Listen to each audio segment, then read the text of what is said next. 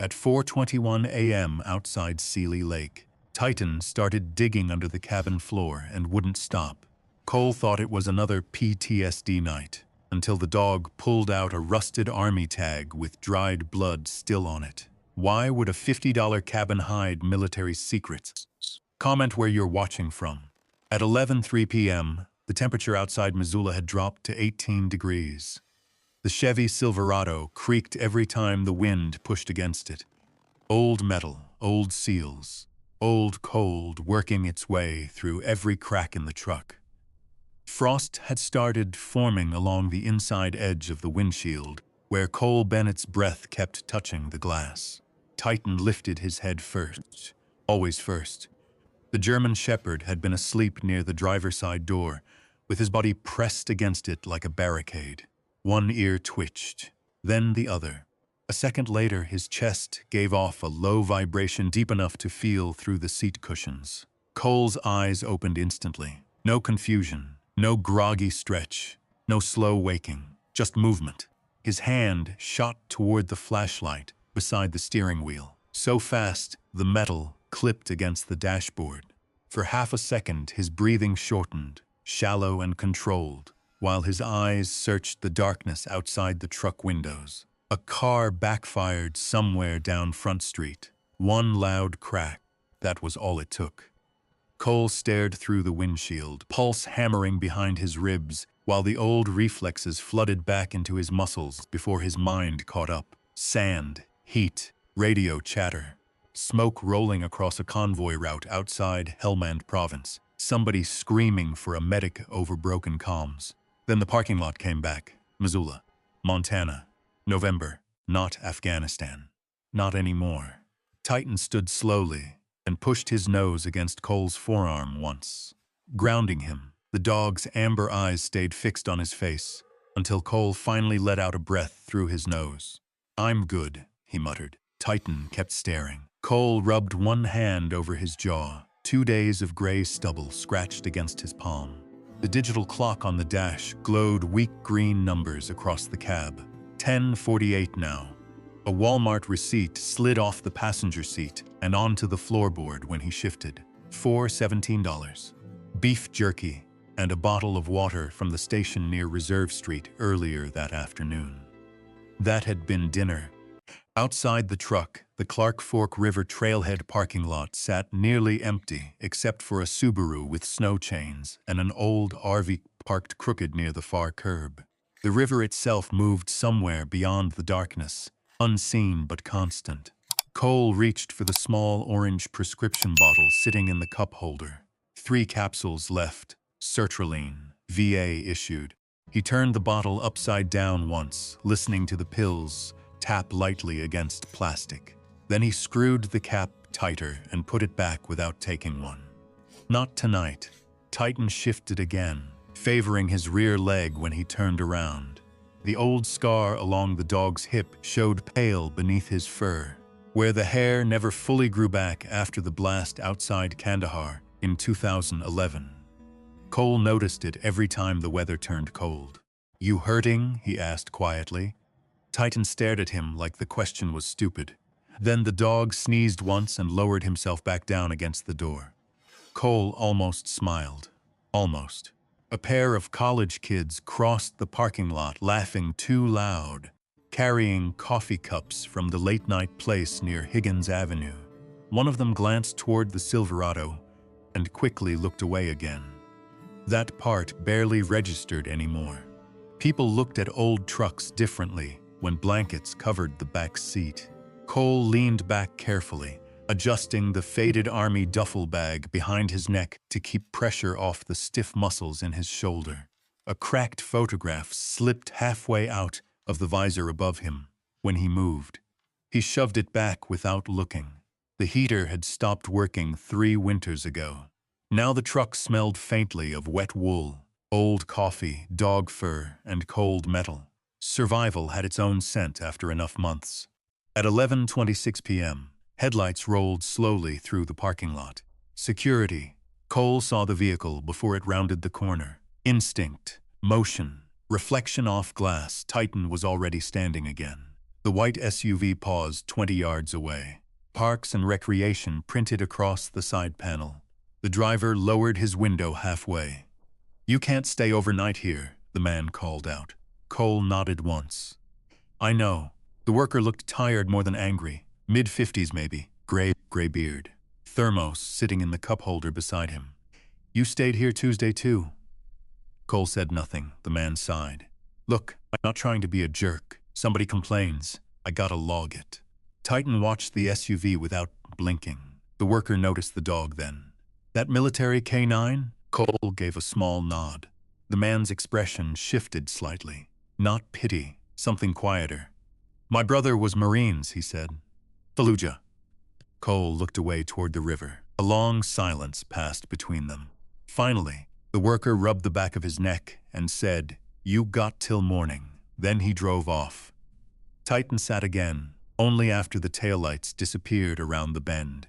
Cole reached down and scratched behind the dog's ear once. Titan leaned into the touch for exactly 1 second before resuming watch toward the windshield. Professional to the end. By 1:14 a.m., snow had started falling. Not heavy yet, just thin flakes drifting sideways under the streetlights near the trailhead entrance. Cole couldn't sleep anymore. The nightmares always got worse once the temperature dropped, so he listened. River water, tires on distant pavement, Titan breathing. Somewhere far off, a train horn rolled through the valley. His fingers moved unconsciously against his thigh, tapping patterns that used to mean sector checks and timing counts during night operations overseas. He stopped when he noticed. The old habits never really left. They just got quieter. A sharp knock against the window made him flinch hard enough to hit his elbow on the steering wheel. Titan exploded upward with a bark that shook the cab. A Missoula police officer stood outside the truck, holding a flashlight. Cole's breathing locked instantly. The officer stepped back a little when he saw the dog. "Easy, easy." Cole rolled the window down halfway. "You all right in there?" the officer asked. "Fine." The officer shined his light briefly around the cab. Blanket, cooler, dog food bag, flashlight, no drugs, no booze, no chaos. Just a man surviving. "You've got expired tags," the officer said after a moment. Cole looked toward the sticker on the windshield. "October. 3 weeks overdue." "Yeah." The officer glanced at Titan again. "Dog looks cold."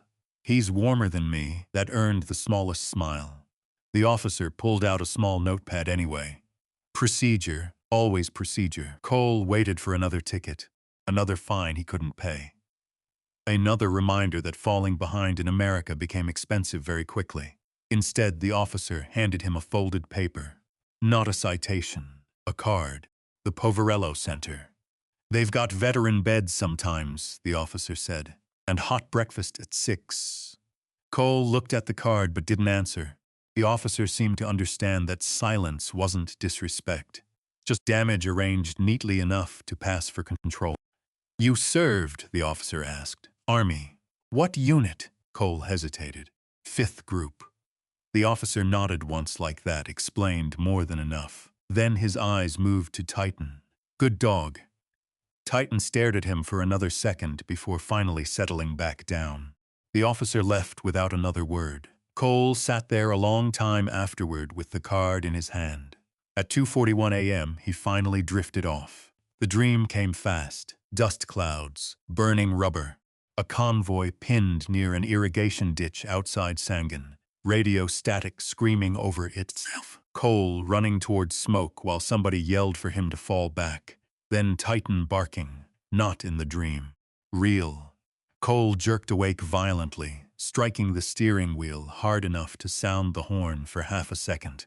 Snow covered the windshield now, thick enough to turn the outside world white and blurry. Titan stood rigid beside the driver's side window. Someone was there. A shadow moved near the truck. Cole's hand closed around the flashlight again before he even thought about it. Every muscle in his body tightened. The figure stepped closer. A woman. Mid-30s maybe, wrapped in a heavy green coat with snow on her shoulders. She held up both hands immediately. "Sorry," she said through the glass. I didn't mean to scare you. Cole lowered the flashlight slightly but didn't relax. The woman pointed toward Titan. I volunteer at Granite Peak Veterinary Clinic. Your dog's limping pretty bad. Cole glanced at Titan automatically. The woman crouched carefully near the window. I've seen you parked around town a few times. There it was. Seen. He hated that word sometimes. I've got some anti-inflammatory meds in my car, she said. For dogs. Left over from my shepherd. Cole stayed quiet. The woman looked embarrassed suddenly, like she realized how close pity and kindness could sound at 2 in the morning beside a freezing truck. You don't have to take them, she added quickly. Titan pressed his nose lightly against the glass. Cole noticed that too. Finally, he cracked the window another inch. Cold air rushed inside immediately. The woman handed over a small white bottle. Carprofen, still sealed. Cole looked at it for several seconds before speaking. How much? She blinked. Nothing. How much? The woman studied him a moment longer, then understood. $5, she said softly. Cole pulled a wrinkled 10 from his wallet. That's too much. Keep it. She hesitated, then accepted the bill. No charity, just a transaction. People kept their dignity in strange ways. Before leaving, she nodded toward Titan. He's beautiful, Cole looked at the dog stretched across the seat beside him. Yeah, he said quietly. He is. The woman disappeared into the snow. Titan rested his head across Cole's lap a minute later, heavy, trusting. Cole scratched slowly behind the dog's neck while snow tapped softly against the roof of the Silverado. At 6:12 a.m., his phone rang. Unknown number. Cole almost ignored it. Titan lifted his head before the second ring finished. Cole answered with a rough, tired voice. Yeah? A woman spoke calmly on the other end. Mr. Bennett? My name is Naomi Pierce. I'm calling regarding an inheritance transferred into your name yesterday afternoon. Cole frowned. I think you've got the wrong person. I don't believe I do. Snow drifted sideways past the windshield while dawn slowly crept over Missoula. Naomi continued. A relative of yours passed away near Seeley Lake 3 weeks ago. A Mr. Walter Bennett. Cole stared at nothing for a second. He barely remembered Walter, a distant uncle, Vietnam veteran, lived off-grid for years somewhere in the mountains. What does that have to do with me? You were listed as the sole beneficiary of one remaining property. Cole rubbed sleep from his eyes. What property? Paper shuffled faintly on the other end. A hunting cabin and surrounding acreage near Morrell Creek drainage. Cole let out a dry breath. Look, Mom, if this is some kind of debt transfer. It was appraised at $50. Silence. Even Titan seemed to stop moving. Cole looked down at the frost inside his truck windows, at the blanket stuffed against the back seat, at the half-empty gas gauge, at the parking ticket tucked under the wiper outside. Then he laughed once, not because anything was funny, just because life sometimes ran out of ways to insult a man politely. The laugh faded fast. Cold had a way of swallowing sound inside the Silverado. The heater vents only pushed out air that smelled faintly like dust and old wiring now. So Cole pulled the flannel blanket tighter around his shoulders and stared through the windshield, while snow drifted across the parking lot in crooked white lines. $50. Titan rested his chin on the center console and watched him carefully. Cole rubbed one hand over his mouth. Hell of a fortune, huh? The dog blinked once. His phone was still pressed against his ear. Naomi Pierce spoke again after a moment. Mr. Bennett?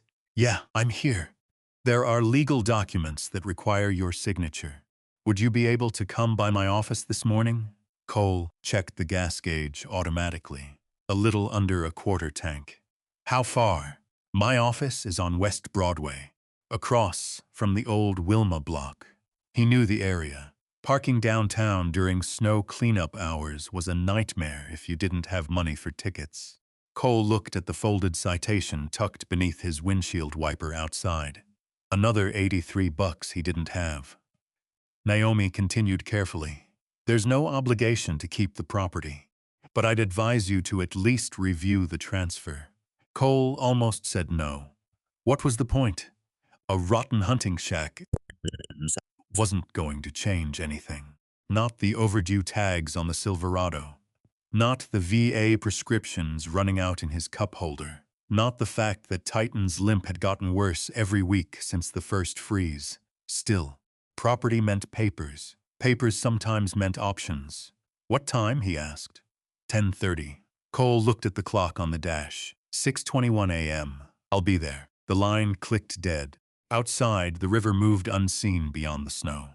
Titan shifted and let out a low groan when he stretched his back leg. Cole noticed that too, always. By 8:04 a.m., the snowfall had slowed to a gray mist drifting through downtown Missoula. Cole parked beside a fire hydrant on Ryman Street because every legal space within 2 blocks had already disappeared under plowed snowbanks. The Silverado looked rough in daylight. Oxidized paint, rust near the wheel wells, one spiderweb crack across the lower passenger side windshield from a Wyoming hailstorm 3 years earlier, a faded Afghanistan veteran sticker peeling near the bumper. Titan jumped down carefully from the cab. His rear leg stiffened the second it hit pavement. Cole crouched beside him immediately. "Easy." Titan ignored the concern and scanned the street instead. Professional habits. Cars hissed through wet slush along Broadway. Somebody nearby was burning bacon. The smell drifted out from Ruby's Cafe on the corner, along with fresh coffee and warm bread. Cole hadn't eaten since the beef jerky the night before, but he kept walking. Money first, food later. That was the rule. The law office occupied the second floor above an insurance agency with frosted windows and a flickering open sign. Harrow Legal Services. Brass letters beside the stairwell. Titan paused halfway up the stairs. Not fear, assessment. Cole waited, while the dog sniffed once toward the hallway before continuing upward. Inside, the waiting rooms smelled like leather furniture and lemon cleaner. Quiet jazz drifted from hidden ceiling speakers. A fake fireplace crackled on a mounted television screen beside a bowl of peppermints. 2 people sitting near the reception desk glanced at Titan immediately. One woman pulled her purse closer against her side without even realizing she'd done it. Cole noticed. He always noticed. The receptionist looked up from her monitor. Mid-20s. Blonde hair pinned back tight. "No pets allowed," she said automatically. "He's service-connected." She looked uncertain. "Do you have paperwork?" Cole reached into his jacket slowly and handed over a laminated VA card worn soft around the edges. The receptionist studied it longer than necessary. Titan sat beside Cole's boot without moving an inch. Finally, the woman nodded. "Miss Pierce is running a few minutes behind." Cole took a seat near the window. Titan lay down beside his chair, immediately, body angled toward the front door. Guard position. The receptionist kept sneaking glances at the dog every few minutes. A man in a gray suit walked past the hallway, carrying coffee around 10:19. He stopped briefly when he saw Cole. Then his eyes dropped to the Silverado keys in Cole's hand, the frayed cuffs on his jacket, the worn boots damp from snowmelt. The look lasted less than 2 seconds. That was enough. People got good at inventorying each other. At 10:31 sharp, Naomi Pierce appeared in the doorway. She was taller than Cole expected. Early 60s, maybe.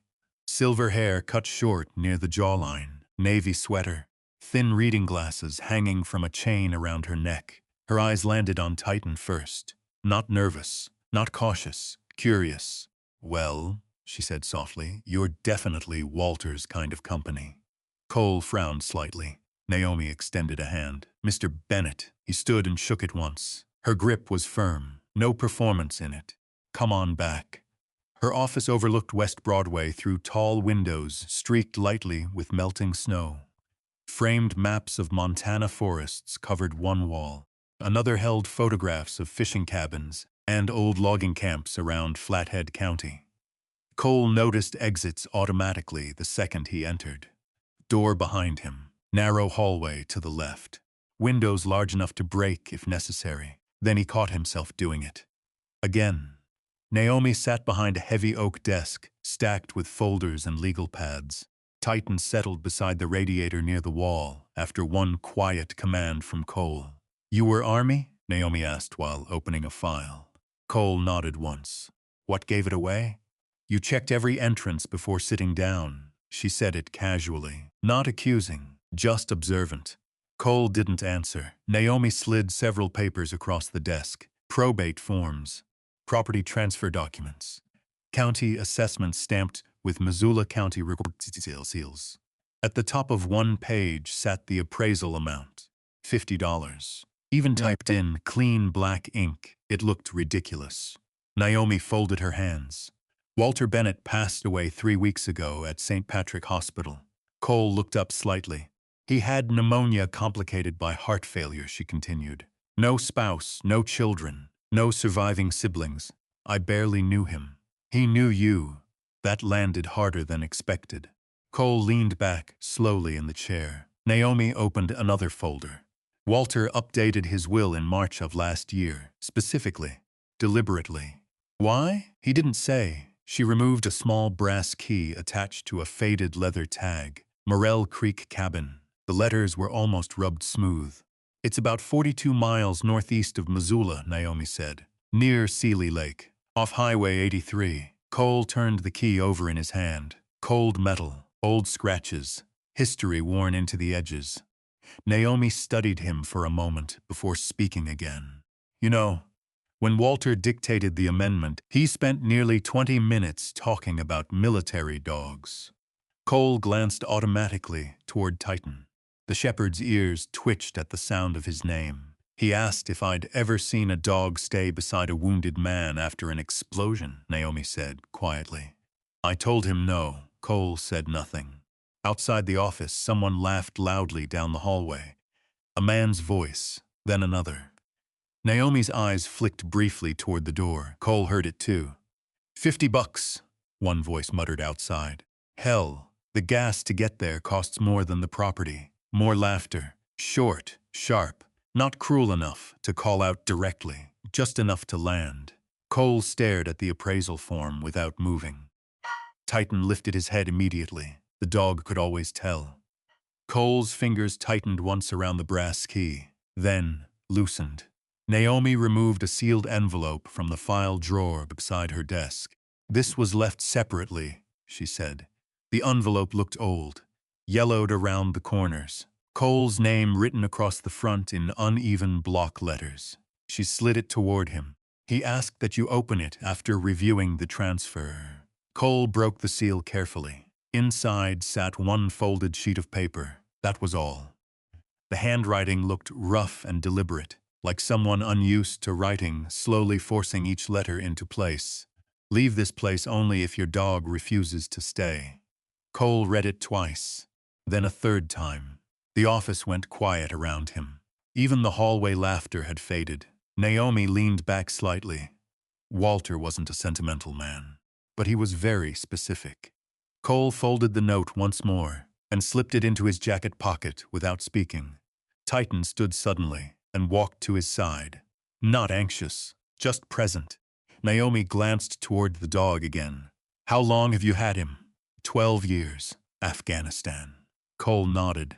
Naomi looked down briefly at the paperwork before speaking softer this time. Walter served 2 tours in Vietnam with 5th Group. Cole's eyes lifted. Same unit lineage. Not identical, but close enough. After he came home, Naomi continued, he spent most of his life up near that cabin. People around Seeley Lake mostly left him alone. Why leave it to me? I asked him the same question. And? Naomi hesitated just slightly. He said, men who still sleep light after war usually recognize each other. Silence settled over the office again. Cole looked toward the snowy street outside the window.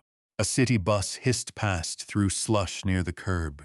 Somebody in a red coat hurried along Broadway, carrying grocery bags against their chest. Normal life. It always looked far away now.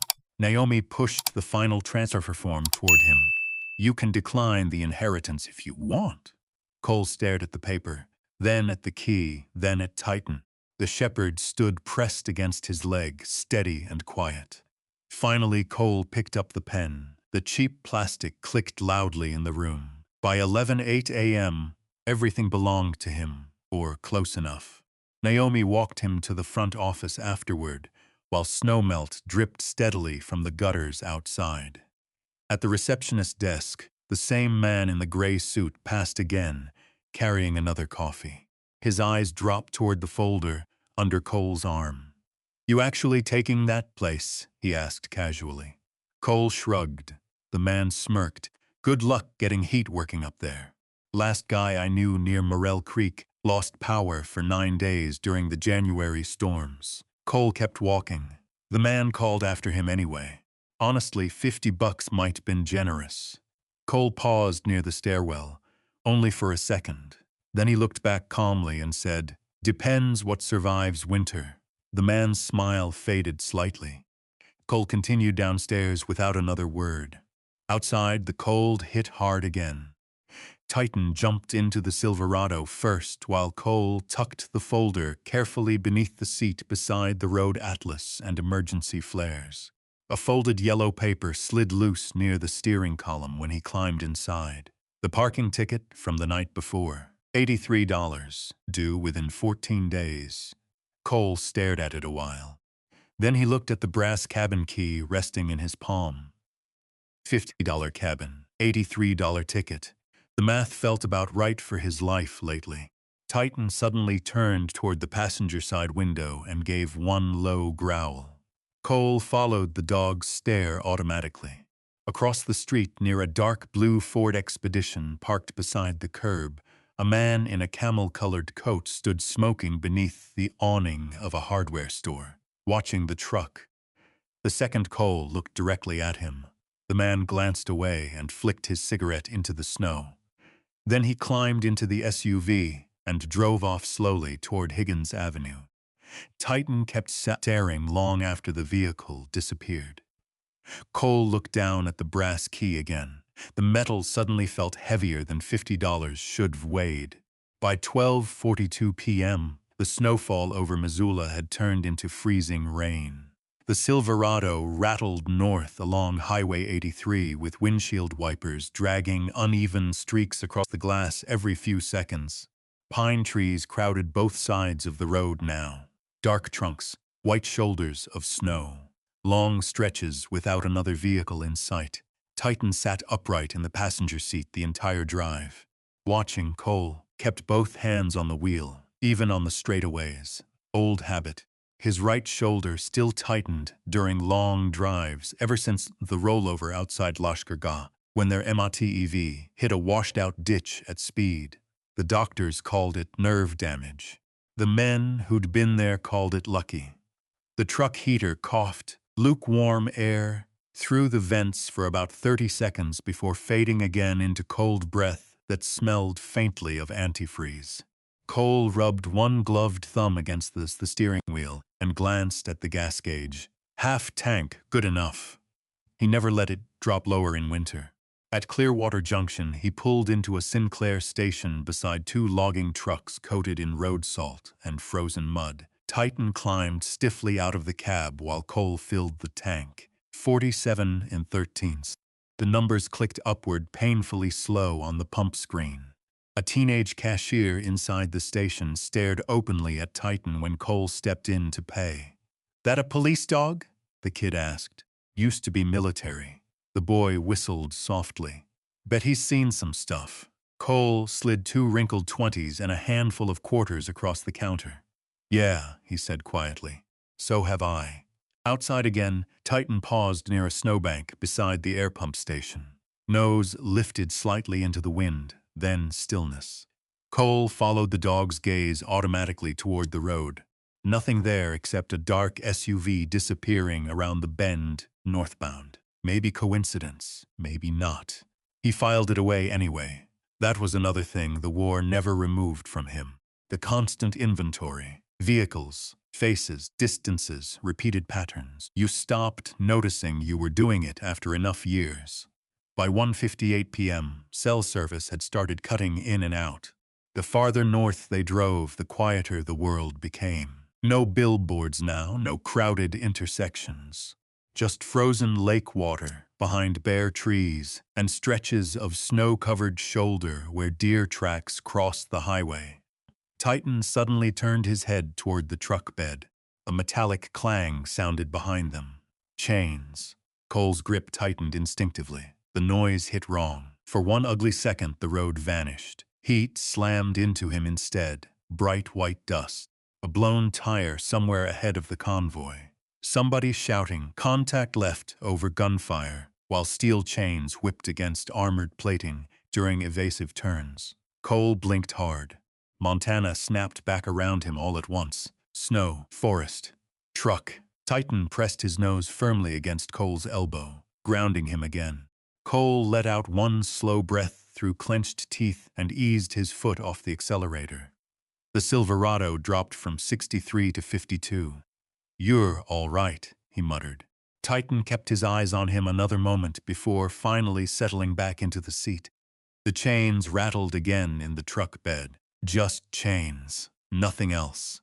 At 2:37 p.m., Highway 83 narrowed near Seeley Lake under thick pines heavy with snow. Small cabins appeared farther apart now, mailboxes leaning sideways, smoke curling from chimneys.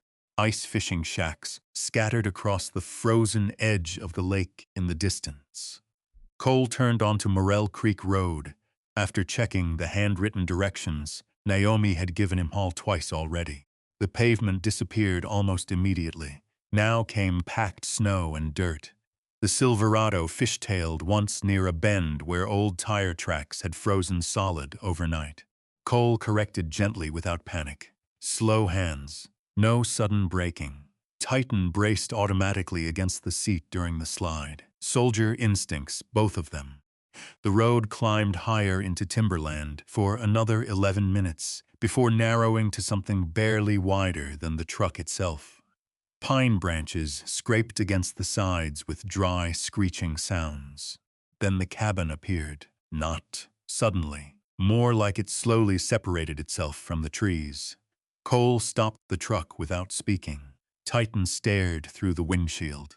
The place looked older than the paperwork had suggested. Much older. A sagging roof buried beneath snowdrifts. Two front windows boarded over unevenly. Stone chimney leaning slightly west like winter had been pushing against it for decades. No smoke, no tracks, no sign of life anywhere.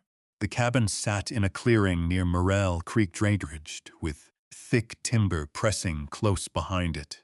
Snow covered almost everything except the porch steps and part of the stone foundation. Cole killed the engine.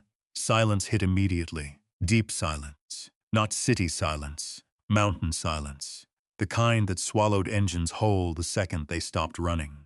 Titan climbed out first. The dog landed stiffly, then paused with one paw lifted slightly above the snow while he scanned the clearing, nose twitching, ears forward. Cole watched him carefully. Titan usually told the truth before people did. The shepherd moved slowly toward the cabin. No growling, no warning posture, just attention. Cole grabbed the old army duffel from behind the seat, along with the flashlight and tire iron he kept tucked beneath the floor mat. The tire iron came automatically. He barely thought about taking it anymore. Snow crunched sharply under his boots as he followed Titan toward the porch. The wood looked gray with age, weathered nearly silver. One section near the left railing had collapsed entirely beneath old ice buildup. A rusted lantern hook still hung beside the front door, swaying slightly in the wind. Cole noticed fresh scratches near the lock. Recent enough that bare wood still showed beneath the weathering. He crouched automatically. Two parallel marks. Could been tools, could been nothing. Titan ignored the porch entirely and walked straight past Cole toward the chimney side of the cabin.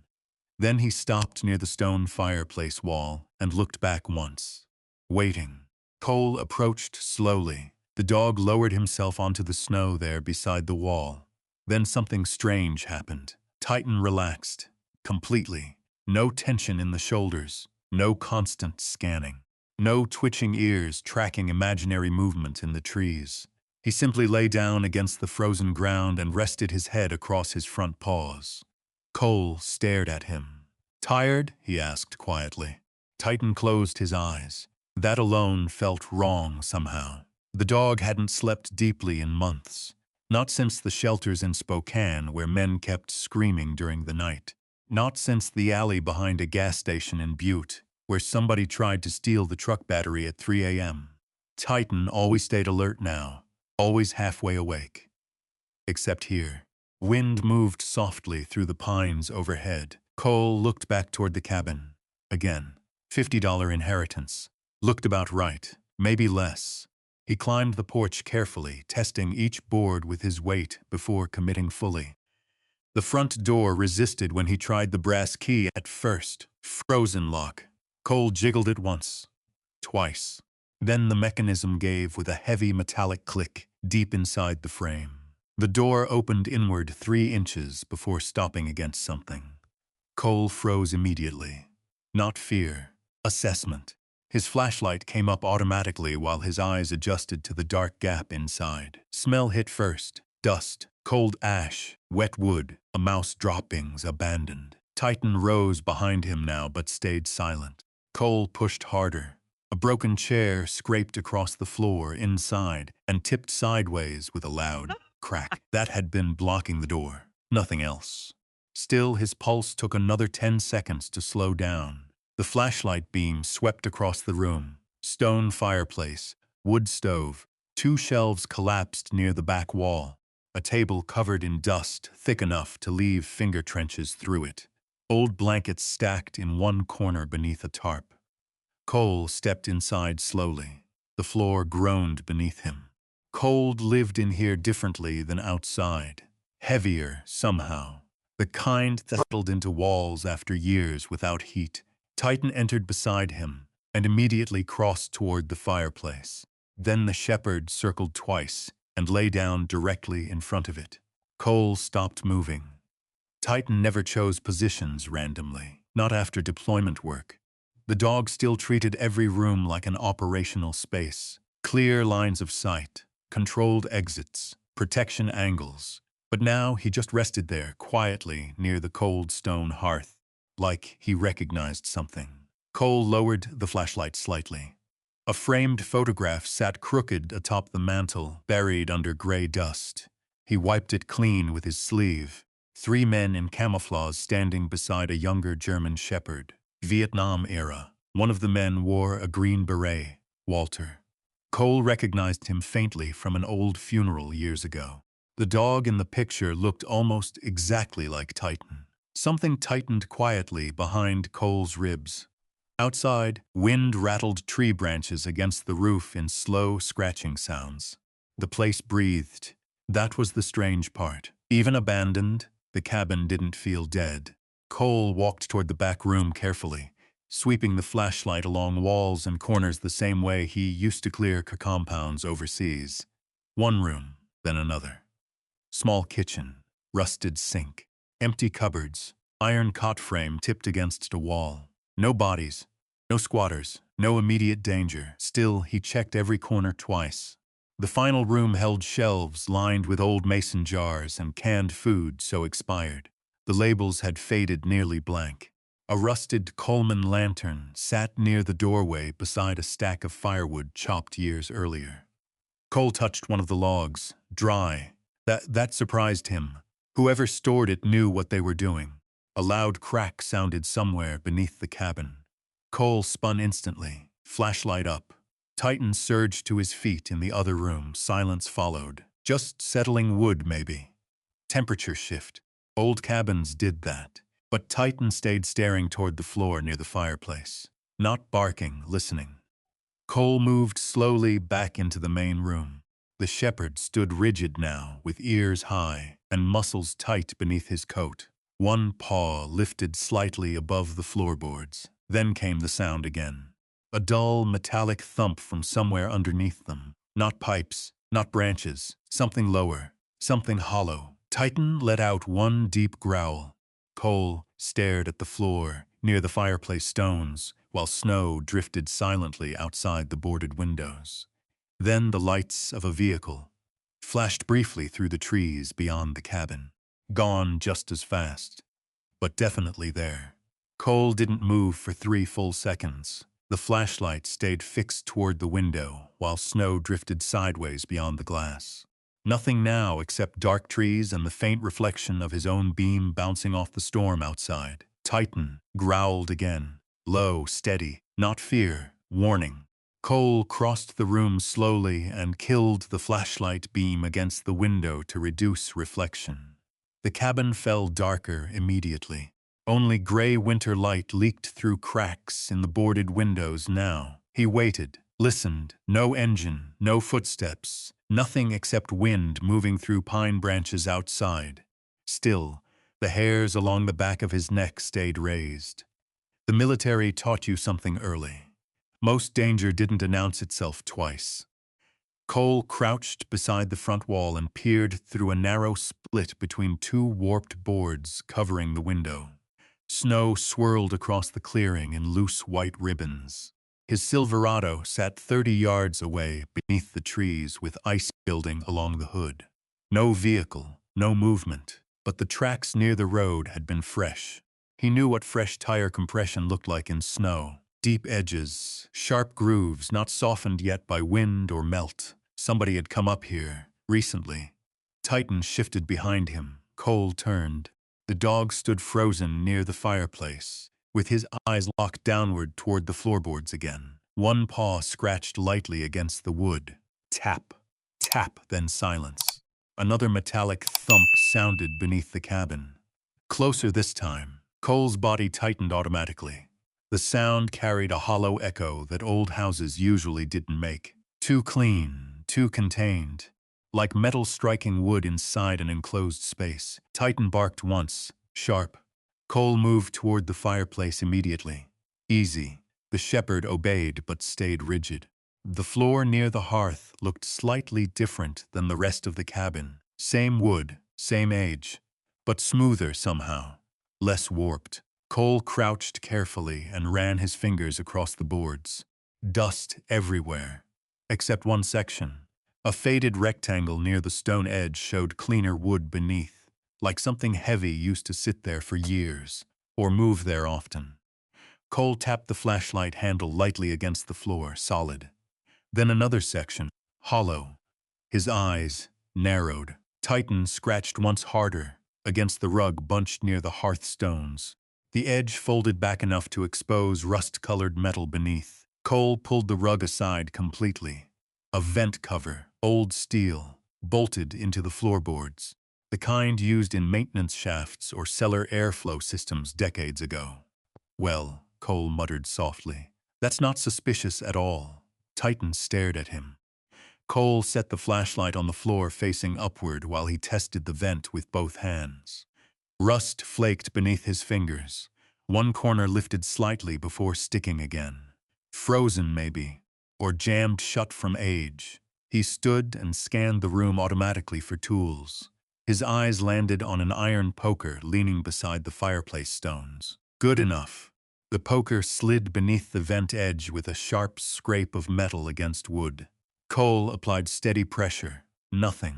More pressure. The vent suddenly popped loose, with a loud crack that echoed through the cabin, hard enough to make Titan jerk backward.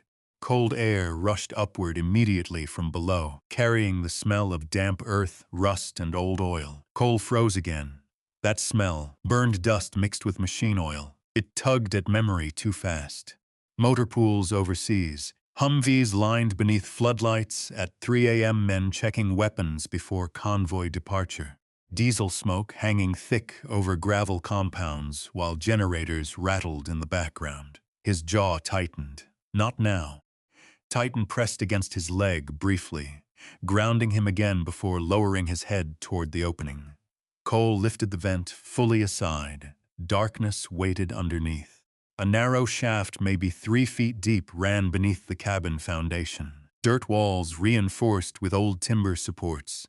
Cobwebs stretched across one side. Something metallic reflected the flashlight beam near the back. Cole angled the light lower. Footlocker, army green. Old Titan whined softly. Cole stared at the box without speaking for several seconds. The paint had chipped away along the edges, exposing dull metal beneath. One side carried faded white stencil lettering almost worn, invisible now. Us Army, the rest had peeled away years earlier. Cole exhaled slow through his nose. You seeing this? Titan's ears twitched. Cole lowered himself carefully onto one knee and reached into the shaft. Cold dirt scraped his sleeve as his fingers hooked the locker handle. Heavy, really heavy. The metal groaned loudly against packed earth while he dragged it closer, inch by inch. Dust and cobwebs rained down into the beam of the flashlight. Finally, the box cleared the opening enough for him to lift it onto the cabin floor. Titan immediately stepped closer and sniffed along the edges. No alarm, just attention. Cole wiped grime away from the lid with his sleeve. A name slowly appeared beneath the dust. W. Bennett, his uncle. The latch resisted at first before finally snapping loose with a brittle metallic click. Cole opened the lid carefully. Inside sat layers of old military gear packed tighter than expected. Dog tags, folded maps, a radio handset wrapped in cloth, photographs bundled with twine, and beneath everything else rested a dark leather collar with faded military stitching along one edge. Titan went still the second he saw it. Cole picked up the collar slowly. Canine Unit 5 THEFD. The leather felt cracked but preserved. A brass plate attached near the buckle carried a single engraved name, Ranger. Cole looked toward Titan automatically. The resemblance between the old dog in the mantle photograph and Titan suddenly felt less accidental. Outside wind struck the cabin hard enough to rattle the roof. Cole set the collar carefully beside the flashlight and lifted the stack of photographs next. Black and white, mostly Vietnam era. Men in fatigue standing beside military dogs. Jungle clearings. Helicopter landing zones. Sandbag bunkers. One photograph showed Walter much younger with mud covering half his face, while a shepherd sat beside him wearing a harness rig. On the back someone had written, "Oh, Quang Tri, 1971. Titan watched every movement closely. Cole stopped at one photograph in particular. A younger Walter kneeling beside the same dog from the collar. Both staring toward the camera with identical expressions. Tired, alert, unfinished. Cole sat very still after that. The cabin around him faded quieter somehow. He knew that look. The photograph trembled faintly between his fingers before he lowered it back into the box. Titan nudged his elbow once. Cole rubbed the dog's neck absent-mindedly without taking his eyes off the locker contents. Underneath the photographs sat folded topographic maps held together with rubber bands hardened by age. Cole pulled one free and spread it across the dusty floorboards beside the fireplace. Morrell Creek region, survey lines, property boundaries, old access roads. Several locations circled heavily in red ink. Not random circles either. Purposeful. One mark near the eastern ridge carried a handwritten note beside it. Keep sealed. Another farther north near Blackfoot Corridor simply read. Not them. Cole frowned. What the hell were you into, Walter? Titan suddenly snapped his head toward the front door. Instantly alert. Cole reacted before thinking, flashlight off, body low. Silence crashed back into the cabin. Then came the sound. Crunch. Snow under weight outside. One step, then another. Slow. Measured. Titan's growl deepened until Cole could feel it through the floorboards. Cole reached automatically for the tire iron beside the wall and moved toward the doorway without sound. Old instincts took over fully now. Angles, cover, movement discipline. He positioned himself beside the doorframe instead of directly in front of it. The footsteps stopped outside the porch. No knock came, nothing moved. Cole waited. 30 seconds, a minute. Then headlights suddenly swept across the boarded windows again. Vehicle turning around.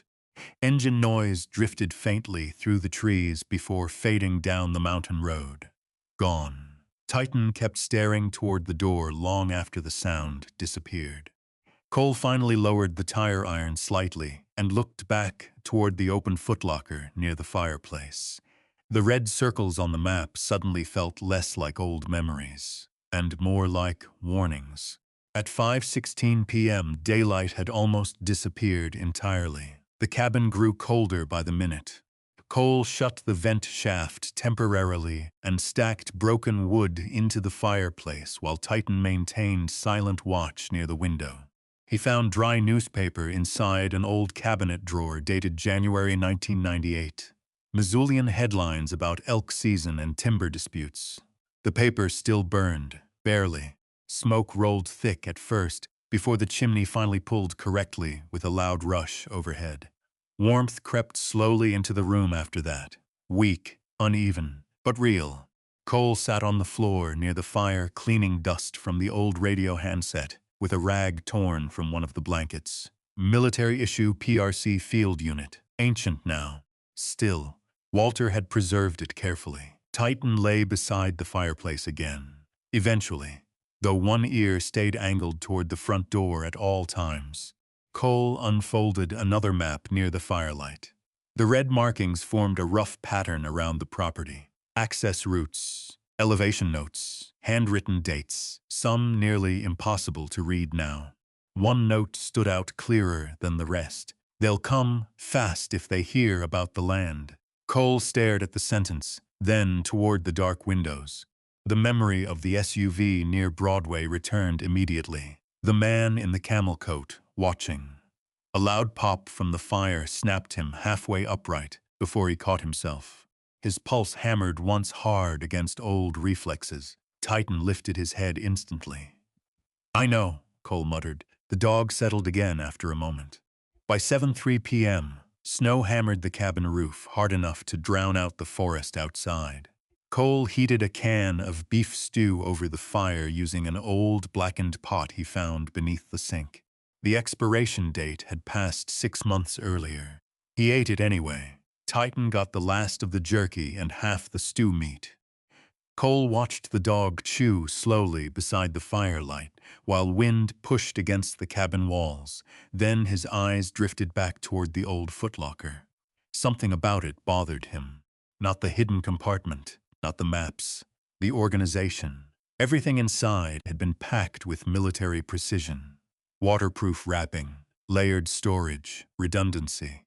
Walter hadn't hidden random keepsakes under this floor. He'd staged them for someone. Cole looked down at the brass cabin key still resting beside the maps, then toward Titan.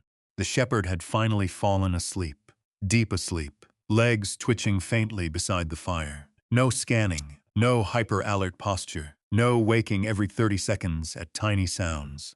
Cole stared at him quietly. The dog hadn't slept like that since before Spokane, maybe longer. Outside, the storm thickened over Morel Creek. Inside, the fire cracked softly against old stone, while hidden maps waited beside the glow. And somewhere beneath the cabin floor, something metallic knocked once more. Only once, like a signal. Cole's eyes opened at 5:32 a.m. No alarm, just instinct. The fire had burned down to dull orange coals inside the stone hearth, throwing weak light across the cabin walls. Snow still hissed against the roof outside. The storm hadn't stopped during the night. Titan was already awake. The shepherd sat near the front window, with his ears angled forward toward the trees. Silent, focused. Cole stayed still beneath the blanket another few seconds, listening. Wind, branches, nothing else. Still, Titan hadn't relaxed. That mattered. Cole sat up slowly and rubbed one hand across the back of his neck. His shoulder ached from sleeping against the wall beside the fireplace. Old injuries stiffened fast in cold weather, especially the left knee, especially the shoulder. The cabin smelled different this morning. Wood smoke, wet pine, old dust warming for the first time in years. Lived in, almost. Cole reached automatically for the flashlight beside him before standing. Titan glanced back once as if confirming he was awake now, then returned his attention toward the clearing outside. "You see something?" The dog's tail stayed still. Cole crossed carefully to the window and pulled aside one corner of the blanket he'd hung there overnight to block drafts. Fresh tire tracks, again. They curved near the edge of the clearing before disappearing back toward the road. Snow had partially filled them overnight, but not completely. Recent enough. Cole scanned the tree line automatically. Nothing moved. Still, something about the tracks bothered him more now in daylight. Whoever came up here hadn't parked near the cabin. They'd stopped just far enough away to watch without being obvious. Observation distance. Intentional. Titan gave a low rumble deep in his chest. Cole followed the dog's stare toward the north side of the clearing. A vehicle emerged slowly through the falling snow. Black Ford Expedition. Same one from Missoula. Cole recognized it immediately. "Well," he muttered softly. "There you are." The SUV rolled to a stop 20 yards from the porch. Engine idled low. Snow drifted across the hood, while a man stepped out wearing a camel-colored coat and dark leather gloves. Mid to late 50s. Tall. Expensive boots completely wrong for mountain snow. Titan stood instantly between the man and the cabin door. No barking, just position.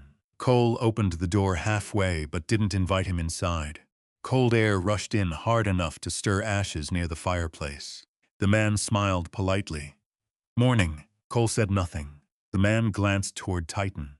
"Beautiful dog." Titan stared at him without blinking. "I'm Grant Holloway," the man continued. "Holloway Ridge Development." Cole recognized the name vaguely. Real estate, resorts, timber access disputes around western Montana. He'd seen the company logo once on a billboard near Kalispell. "What do you want?" Cole asked. Grant brushed snow from his sleeve casually. "I heard Walter Bennett's place changed hands. That happens when people die." The man smiled again, but thinner this time. "I drove up because I'd like to save you some trouble." Cole leaned one shoulder against the doorframe. "Meaning?"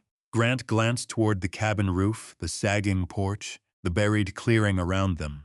"This property is a mess. Access issues, utility problems, structural concerns. Probably septic trouble, too." He slipped one gloved hand into his coat pocket. "I'm prepared to offer $35,000 cash for it today." Silence. Wind moved softly through the trees behind him. $35,000 for a $50 cabin. Cole didn't react outwardly, but something cold settled deeper into place inside his head. Titan stepped one pace farther forward. Grant noticed. The man's smile faded slightly as the shepherd planted himself directly between them. "Well trained," Grant said. "He doesn't like everybody." Grant laughed softly. "Most smart creatures don't." Cole studied him carefully now. Clean shave, expensive watch. No snow on the lower legs of his coat yet, meaning he hadn't walked around much before approaching. He came directly to the cabin, directly to the point. Too fast. "How'd you hear about the transfer?" Cole asked. "Small counties talk, pretty quick." Grant shrugged. "Land matters around here." Titan's growl deepened. Grant looked down briefly at the dog. Not nervous exactly, calculating. Then his eyes drifted toward the old chimney stones beside the cabin. Something flickered there. Recognition, maybe. Gone fast. Cole caught it anyway. Grant continued smoothly. "You're a veteran, right?" Cole didn't answer. "My brother served," Grant said. "Marines." That line came too easily. People used it when they wanted trust without earning it. Cole stayed quiet. Grant shifted tactics immediately. "Look, Mr. Bennett, I'm trying to help you avoid sinking money into something that's barely standing. Winter alone could cost you thousands." Titan suddenly barked once, sharp enough to cut the conversation in half. Grant stopped speaking. The shepherd's eyes remained locked toward the tree line behind the SUV now instead of the man himself. Cole noticed the shift immediately. He turned slightly. Movement. Just a shadow near the woods. Gone again. Maybe another person. Maybe not, but somebody else was up here.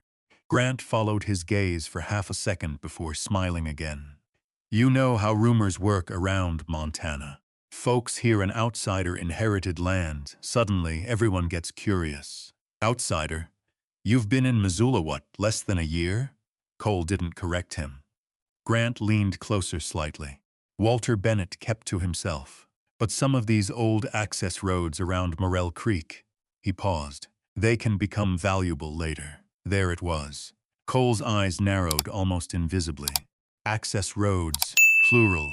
Grant knew more than county gossip should told him. Titan moved another step forward. The dog's shoulders stiffened now. Head low, tail straight. Grant finally noticed the change for real. "Easy there," he murmured. Titan did not move. Cole watched the man carefully. "What access roads?" Grant waved a dismissive hand too quickly. "Old timber routes, nothing exciting." "You drove 42 miles in a snowstorm for nothing exciting." A pause. Small, important. Grant smiled again, but the warmth was gone from it now. "You military guys always this suspicious?" "Yes." The answer landed flat between them. No humor in it. Grant looked at Cole another second before nodding slowly. "Fair enough."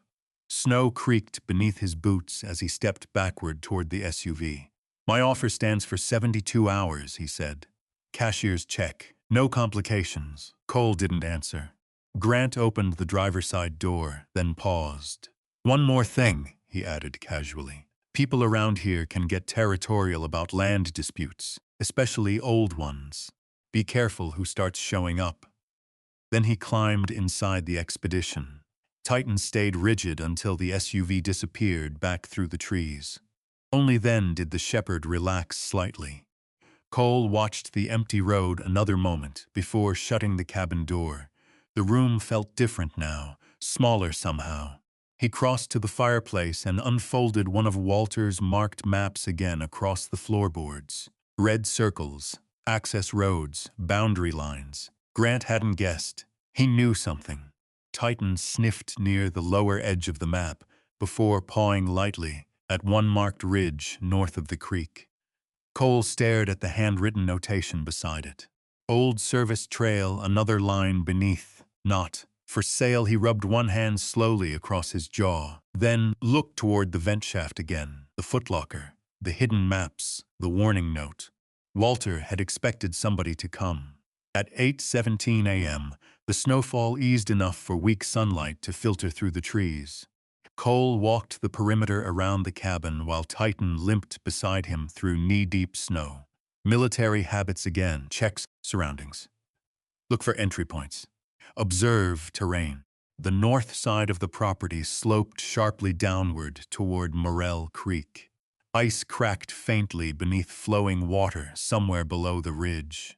Old fence posts, half buried in snow, stretched through the timber farther east. Cole found boot prints near the tree line. Fresh, 2 sets, not his. Titan sniffed them once, then looked back toward the road with another low growl. Cole crouched carefully beside the tracks. Heavy tread pattern. Expensive winter boots. One print deeper than the other, like the person carried extra weight on one side. Not random. Hikers. Watching positions, he stood slowly. "All right," he muttered. "Now I'm interested." Titan sneezed snow from his nose. By noon, the clouds had broken enough to reveal pale winter light across the clearing. Cole used an old shovel he found beside the woodshed to clear snow away from the truck tires and porch steps. Work helped, kept the mind from drifting. Titan lay nearby beneath the weak sunlight, chewing slowly on a strip of jerky, while Cole split old firewood behind the cabin. Each crack of the axe echoed through the trees sharp as rifle reports. The third strike almost got him. The sound bounced wrong off the timberline, and suddenly his hands locked tighter around the axe handle, while his chest tightened hard. Incoming mortar rounds. Afghanistan. Men hitting dirt, smoke. Cole froze mid-breath. Titan was beside him immediately. The shepherd pressed hard against his leg until the moment passed. Cole swallowed once and looked down at the dog. "You always know first." Titan stared back calmly. A branch snapped somewhere uphill. Both of them turned instantly. May Whitaker stood near the fence line, carrying a grocery sack and wearing a thick green parka with snow caked around the cuffs. She raised one gloved hand slowly. "Well?" the old woman said. Either Walter finally came back from the dead, or you're the new owner. Cole lowered the axe carefully. Titan watched her closely but didn't growl. Interesting. May noticed the dog immediately. Military shepherd? Cole nodded once. The old woman smiled faintly. Figures. She stepped closer through the snow with the careful balance of someone used to mountain winters. Mid-70s maybe, white hair tucked beneath a knitted cap, weathered face, sharp eyes. I'm May Whitaker, she said. Cabin's about a mile east of mine. Cole introduced himself. May looked toward the chimney smoke, curling above the roofline, and gave one surprised nod. Haven't seen fire coming out of that place since October. You knew Walter? Knew enough. She handed him the grocery sack. Figured you might need coffee. Inside sat a can of Folgers, 2 cans of soup, a loaf of wheat bread, and a small bottle of dog joint supplements. Cole stared at the bottle a second longer than the rest. May noticed. German shepherds get stiff hips in weather like this, she said casually. My husband raised canines after Vietnam. Titan walked forward slowly now and sniffed her glove. May scratched gently beneath his chin. He's got good eyes, she murmured, still watching for things. Cole said nothing. May looked toward the cabin again, then toward the tree line where the SUV tracks remained half covered in snow. Her expression changed slightly. Somebody already came sniffing around, didn't they? Cole met her eyes. May sighed through her nose. Thought so. Grant Holloway? The old woman snorted softly. That man would buy Jesus if the zoning rights came attached. Cole almost smiled at that. Almost. May stepped closer and lowered her voice. Walter spent 30 years telling people this place wasn't worth anything. She glanced toward the maps visible through the open cabin doorway. The folks who didn't believe in him never fully went away. Wind shifted through the pines around them. Titan suddenly looked uphill again. Listening. May noticed the movement too. Then she said quietly, if Walter hid something up here, Mr. Holloway won't stop coming. Cole stared toward the ridge above the property while snowmelt dripped slowly from the cabin roof. Somewhere beneath his boots, hidden under old floorboards and war memories, Walter Bennett had left behind something valuable enough to wake old predators. And now they all knew somebody else had finally found it. May Whitaker stayed exactly 14 more minutes. Cole noticed because soldiers noticed time when things felt uncertain. At 12:26 p.m., she finally pulled her gloves back on beside the porch and looked toward the dark timber north of the clearing again. Storm's coming back tonight, she said. Mountain says so. Cole leaned against the porch rail holding the old map tube beneath one arm. You always trust the mountain? May gave him a dry little smile. Longer than I've trusted people. Titan sat beside the steps watching her truck parked near the tree line. An old red Tacoma with a dented tailgate and a faded Marine Corps sticker peeling off the bumper. The shepherd liked her. That mattered too. Before leaving, May glanced once more toward the stone chimney. Then she said quietly, Walter used to say the fireplace remembered things. Cole frowned slightly. What's that supposed to mean? Didn't ask. May opened her truck door. Sometimes lonely men talk sideways. Then she drove off through the snow. Cole stood there a while after the sound of her engine disappeared. The clearing felt bigger now, and somehow less empty. By 2:11 p.m., clouds had thickened again over Morell Creek. Gray light pressed flat across the snow, while wind pushed harder through the pines. Cole spent the next hour reinforcing loose boards around the porch, using bent nails he found in an old coffee can under the sink. Work settled his mind, mostly. Titan stayed nearby the entire time, sometimes resting near the woodpile, sometimes walking slow perimeter circles around the cabin before returning again. Checking. Always checking. At one point, the shepherd stopped near the tree line and stared toward the ridge above the property for almost 30 seconds without moving. Cole followed his gaze, but saw nothing except snow drifting through timber. Still, He quietly moved the tire iron closer to the front door afterward. At 3:47 p.m., daylight already looked close to evening. Cole carried another armload of wood inside and stopped near the fireplace again. The old vent shaft remained partially open beneath the rug. Walter's footlocker sat nearby with maps and photographs spread carefully across the floorboards. The fire snapped softly against stone. Titan lifted his head. Cole looked at the fireplace, remembered things. May's words stayed lodged somewhere uncomfortable inside his head. He crouched slowly beside the hearthstones. Most of the rockwork looked original. Thick river stone mortared decades ago.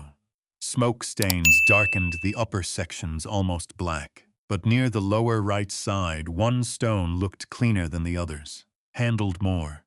Cole ran his fingers along the edge. Movement slight. His eyes narrowed. Well now, Titan stood immediately and approached. Cole grabbed the iron poker beside the hearth and wedged the tip carefully into the narrow seam around the stone. Mortar cracked softly under pressure. The rock shifted. Not much. Enough. Cole set the poker aside and worked both hands into the gap. The stone scraped forward heavily before dropping loose against the floor with a dull thud that echoed through the cabin. Behind it sat darkness and oilcloth.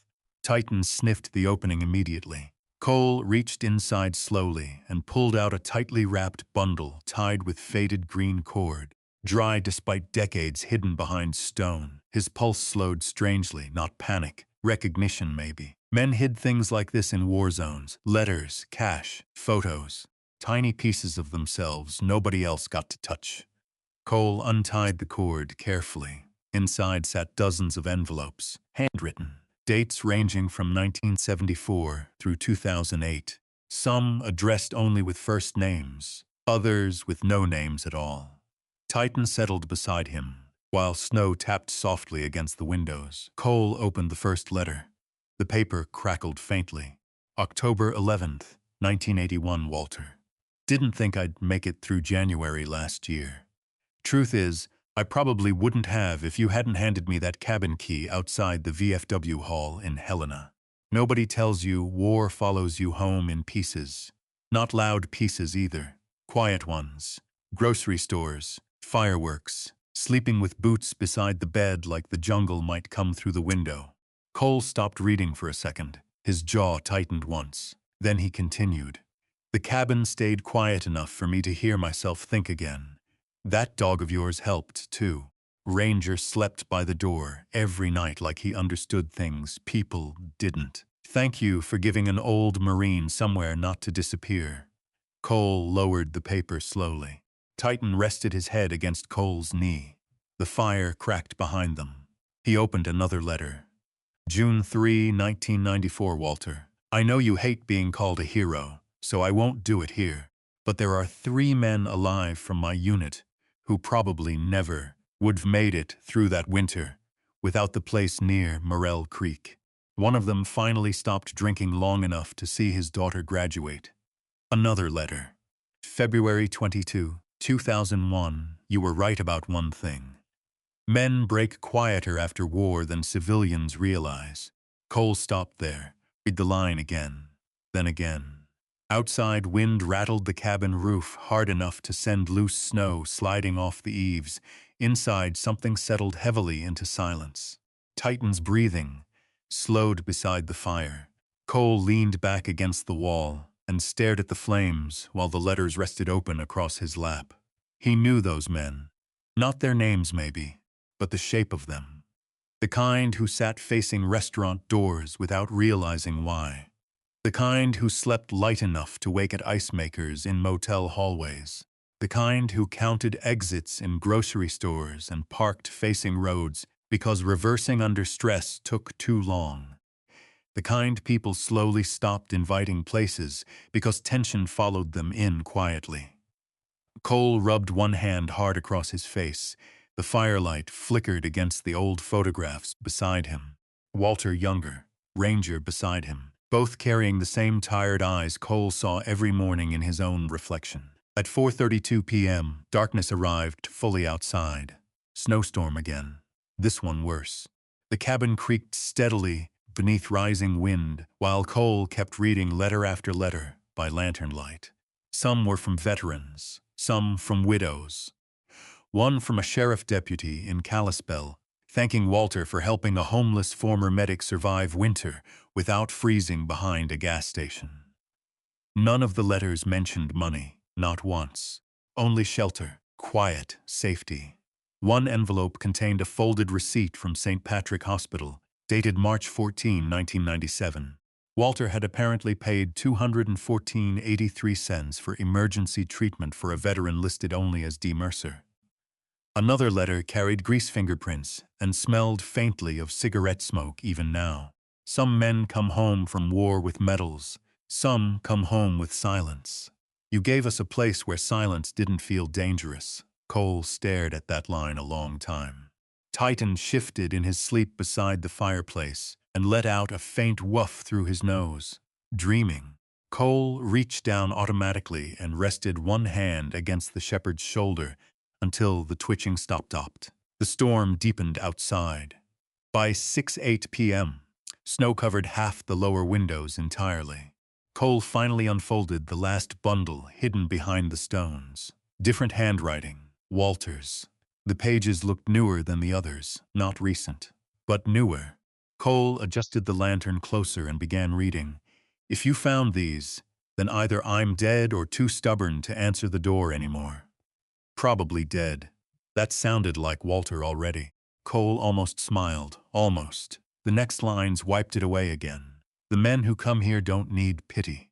God knows they've already swallowed enough of that from people who think, thank you for your service, fixes anything.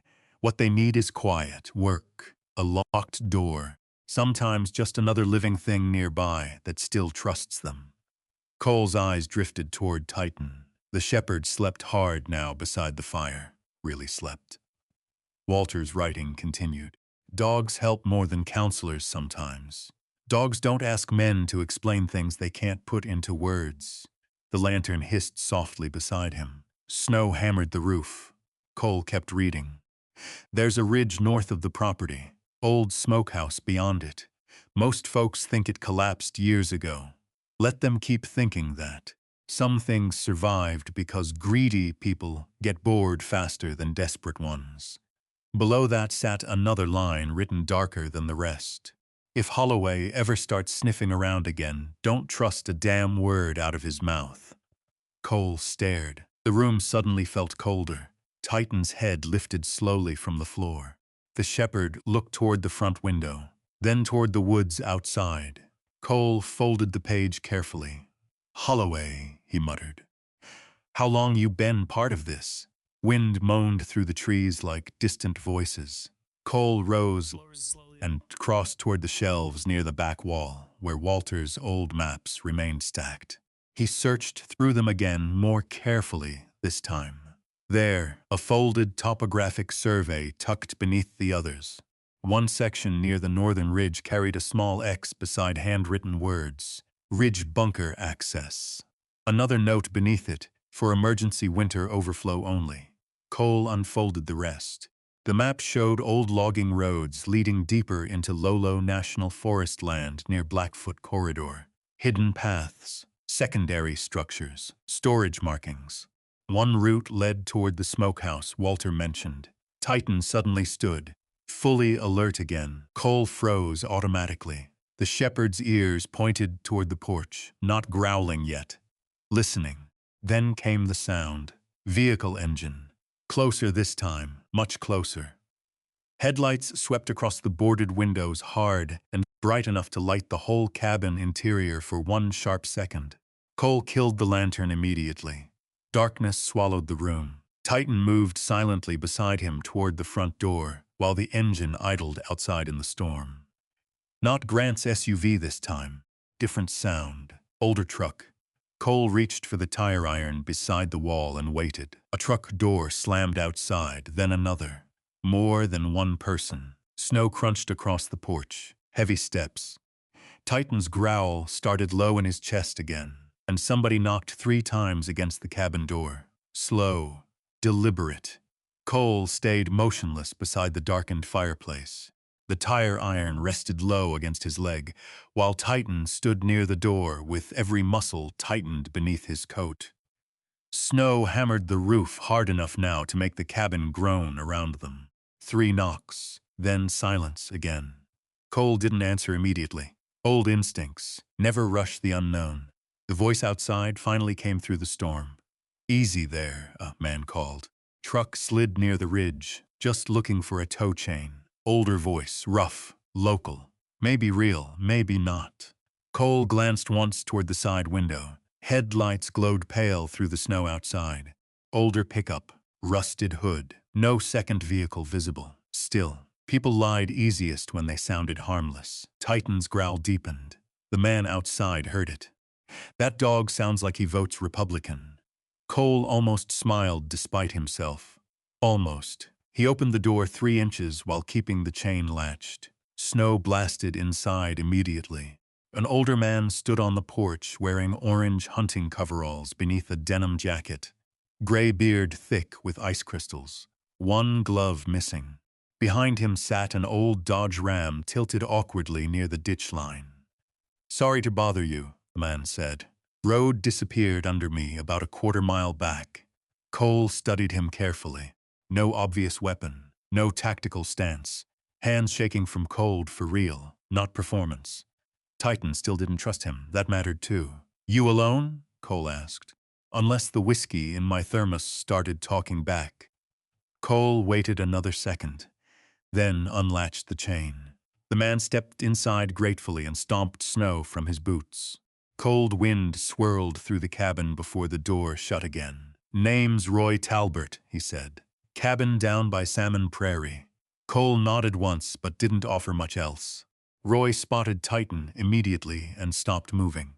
"Now that's a serious animal." Titan stared at him. Roy raised both hands slightly. "Fair enough." The old man warmed his gloves near the fire while Cole kept watching him quietly. Roy smelled like diesel fuel, tobacco, and wood smoke. Real smells. Working man smells. Not Grant Holloway cologne. "That storm came fast," Roy muttered. "Roads are gonna be bad by midnight." Cole handed him a mug of coffee without speaking. Roy accepted it with both hands. "Appreciate it." His eyes drifted toward the scattered maps before quickly moving away again. Polite enough not to stare. That bought him points. Titan finally relaxed enough to lie beside the fireplace again, though one eye stayed open. Roy noticed. "Dog trusts you hard." He used to clear roads for explosives in Helmand. The old man nodded slowly at that. No fake hero speech. No "thank you for your service." Just understanding. "My brother came back from Da Nang different," Roy said quietly. "Mostly slept in his truck after that." Cole poked the fire once with the iron poker. Flames shifted orange across the stone walls. "Some men never really come back," Roy added. Nobody spoke for a while after that. At 9:14 p.m., the storm worsened enough to erase the tree line completely outside the windows. Roy finally stood and pulled his gloves back on. "I'll try digging that truck out before the drift gets worse." Cole grabbed his coat automatically. "I'll help." Roy looked relieved. Outside, snow hit sideways hard enough to sting exposed skin. Wind roared through the pines while both men worked near the ditch line under weak truck headlights. Titan stayed close beside Cole the entire time. Always close. The Dodge had slid rear first into packed snow near a narrow drop toward the creek. Not dangerous yet, but another foot and the truck might rolled. Cole crouched automatically to study the angle. "Don't gun it," he said. "You'll bury deeper." Roy nodded. "What's the play?" "Slow pull. Front left traction first." Military brain again. Assessment, angles, weight distribution. Cole hooked chains from the Silverado carefully, while Titan paced nearby watching the dark timber instead of the trucks. The shepherd suddenly stopped. Rigid. Cole noticed immediately. Titan stared uphill toward the ridge behind the cabin, then bolted. Fast. "Titan!" The shepherd vanished into white snow between the trees without hesitation. Cole's stomach dropped hard. "Aw, hell," Roy muttered. Cole yanked the tow chain loose and grabbed his flashlight from the truck cab. "Stay here." Titan's barking echoed once somewhere deep uphill. Then silence. Cole ran. Snow crashed through dead branches, while the flashlight beam bounced wildly across pine trunks ahead of him. His bad knee screamed almost immediately, but he ignored it. Titan. Nothing. Wind swallowed the sound. Cole moved higher along the ridge fast, scanning for tracks between drifting snow. Titan's paw prints cut sharp through fresh powder before disappearing over a rocky incline. Another bark, closer now, then a yelp short, pain. Cole's pulse slammed hard against old combat reflexes. His breathing changed automatically. Faster, controlled, hunting for sound. The ridge narrowed sharply near a frozen runoff creek. Ice cracked faintly somewhere below beneath drifting snow. Cole swept the flashlight through the storm. No Titan. Then movement. The shepherd emerged suddenly from behind a collapsed structure half buried under snow. Smokehouse. Old timber walls leaning sideways against the ridge, exactly where Walter's map marked it. Titan limped toward Cole with blood streaking one front paw. Jesus Christ. Cole dropped instantly beside him. The dog pushed against him once, but immediately turned back toward the structure instead of away from it. Not panic. Purpose. You found something. Titan barked once toward the smokehouse. Cole stared at the collapsed building through swirling snow. Half the roof had caved inward years ago. Weathered boards hung crooked beneath ice buildup, while one side leaned dangerously toward the slope. Still, something felt wrong. Too much structure left standing underneath the collapse. Cole approached slowly with Titan tight beside him again, despite the injured paw. The flashlight beam swept across old timber walls, then stopped. Fresh scrape marks, recent, near the lower foundation. Cole crouched carefully. Snow had partially covered them, but not fully. Somebody moved debris here recently. Metal tool marks scratched across old wood beneath the drift line. Titan shoved his nose against a warped section of wall and growled. Cole grabbed the edge carefully and pulled. Nothing.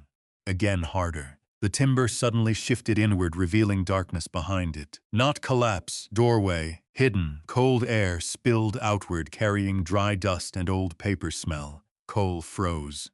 The flashlight beam pushed deeper inside. Concrete walls, shelving, military storage crates, a bunker. "Well, Walter," Cole muttered softly. "You paranoid old bastard." Titan limped inside immediately. Cole followed. The space beneath the smokehouse stretched farther than expected. Roughly 12 feet wide, maybe. Reinforced walls. Old generator in one corner. Fold-out cots stacked neatly against shelving units. And files, boxes everywhere, labeled carefully in black marker. VA claims, Land Trust Service records, emergency contacts. Cole stared silently. Walter hadn't hidden money first. He'd hidden people. Titan stopped beside a filing cabinet near the back wall and pawed once at the bottom drawer. Cole pulled it open. Inside sat thick folders wrapped in plastic against moisture. One carried his own name, Cole Bennett. His blood turned cold. Slowly he opened it. Inside sat copies of military records, service evaluations, medical discharge notes, VA paperwork, newspaper clipping from 2013. Showing a younger Cole carrying an injured German shepherd beside an armored vehicle in Afghanistan. IED. Attack near Helmand Province. Leaves 3 injured. Cole stared at the article. Memory hit too fast. Dust. Blood. Titan screaming somewhere behind smoke after the blast flipped the vehicle sideways. Men yelling to pull back. Cole ignoring them. Running back anyway. His breathing shortened suddenly. The bunker walls faded. Incoming mortar alarm somewhere far away in memory. Heat. Sirens. Burning rubber. Titan pressed hard against his chest, grounding him. Cole shut his eyes tight. "Easy," he whispered hoarsely. The shepherd stayed there until the shaking passed. When Cole finally looked down again, another document had slipped loose beneath the article. Typed letter. Signed by Walter Bennett. "If you're reading this, then Titan brought you here. Good. Means I was right about both of you. Cole sat heavily against the concrete wall. Snow howled outside above them. The letter continued. You think the inheritance is land. It isn't. Land's just dirt unless somebody uses it to protect people. What matters is the trust. Cole frowned. Trust? He kept reading. The Mercer Ridge Trust was built over 31 years using mineral leases, timber agreements, and veterans' donations. Nobody bothered tracking because poor men's money rarely interests rich people. Cole's eyes widened slightly. Below that sat legal account numbers, property deeds, banking references, millions, not guesses, actual assets. Titan rested beside him, breathing hard from the injured paw, while Cole stared at the papers under flickering flashlight glow. Walter had built an entire hidden network out here, for veterans, for broken military dogs, for men sleeping in trucks, men like him. Cole swallowed hard and turned the final page. That's when he saw the valuation summary clipped behind the trust documents. Estimated holdings, 4,872,114.38. Cole laughed once. Not because anything felt funny, because the number looked impossible sitting there beside moldy bunker walls and snowstorm wind. Titan suddenly lifted his head, alert again. Cole heard it a second later. Engine noise. Close. Very close. Headlights swept briefly across cracks in the bunker entrance above them. Somebody had followed the tracks up the ridge. And this time, the vehicle didn't stop at the cabin. It stopped directly outside the smokehouse. Cole killed the flashlight instantly. Darkness swallowed the bunker whole except for one thin blade of snow-filtered light leaking through cracks overhead. Titan rode beside him, without a sound despite the blood still darkening his front paw, engine idling, heavy tires crunching snow, closer than before. Cole's breathing slowed automatically. Combat calm, not because he felt safe, because panic got people killed. He folded Walter's letter once and shoved it inside his jacket pocket. The trust documents followed. Fast, efficient, no wasted movement. Titan stared toward the hidden entrance above them, waiting. Cole crouched beside the concrete wall and listened. Truck doors opened. Two of them, male voices outside, muffled by wind. Tracks go right up here.